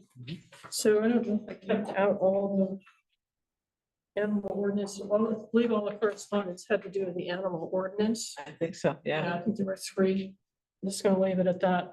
Yeah. So is there a motion to accept? all the I move to correspondence? accept the correspondence. Okay. All right. Marcia, how do you vote? Yes. Emo? Yes. So? Yeah. Yeah. Yes. And yes. And the only other. You don't have to sign the minutes. You just have 3 warrant articles to sign. Yeah. Move to adjourn the meeting. Okay, Marcia moved. No. Have a second. Oh, I'm sorry. Oh, sorry. Cheryl. Hey, thank you. Did I hear you do all the warrants? Did you do all of them? Yes, you did. Because there were several. I didn't hear but one motion, so maybe you included all of them in one? Is that- Yeah. We've been doing that for the past couple of meetings. I think. Okay, that- thanks. Okay, thanks. Yep. Thanks for asking. Okay, so we had a motion to adjourn the meeting. Is there a second? Second, Okay. Let's see who agrees to this. Marcia? Yes. Emo? yes. Scylla? Oh, yeah. And Matt? Yes. Yes. And it is 10:39. Oh, boy.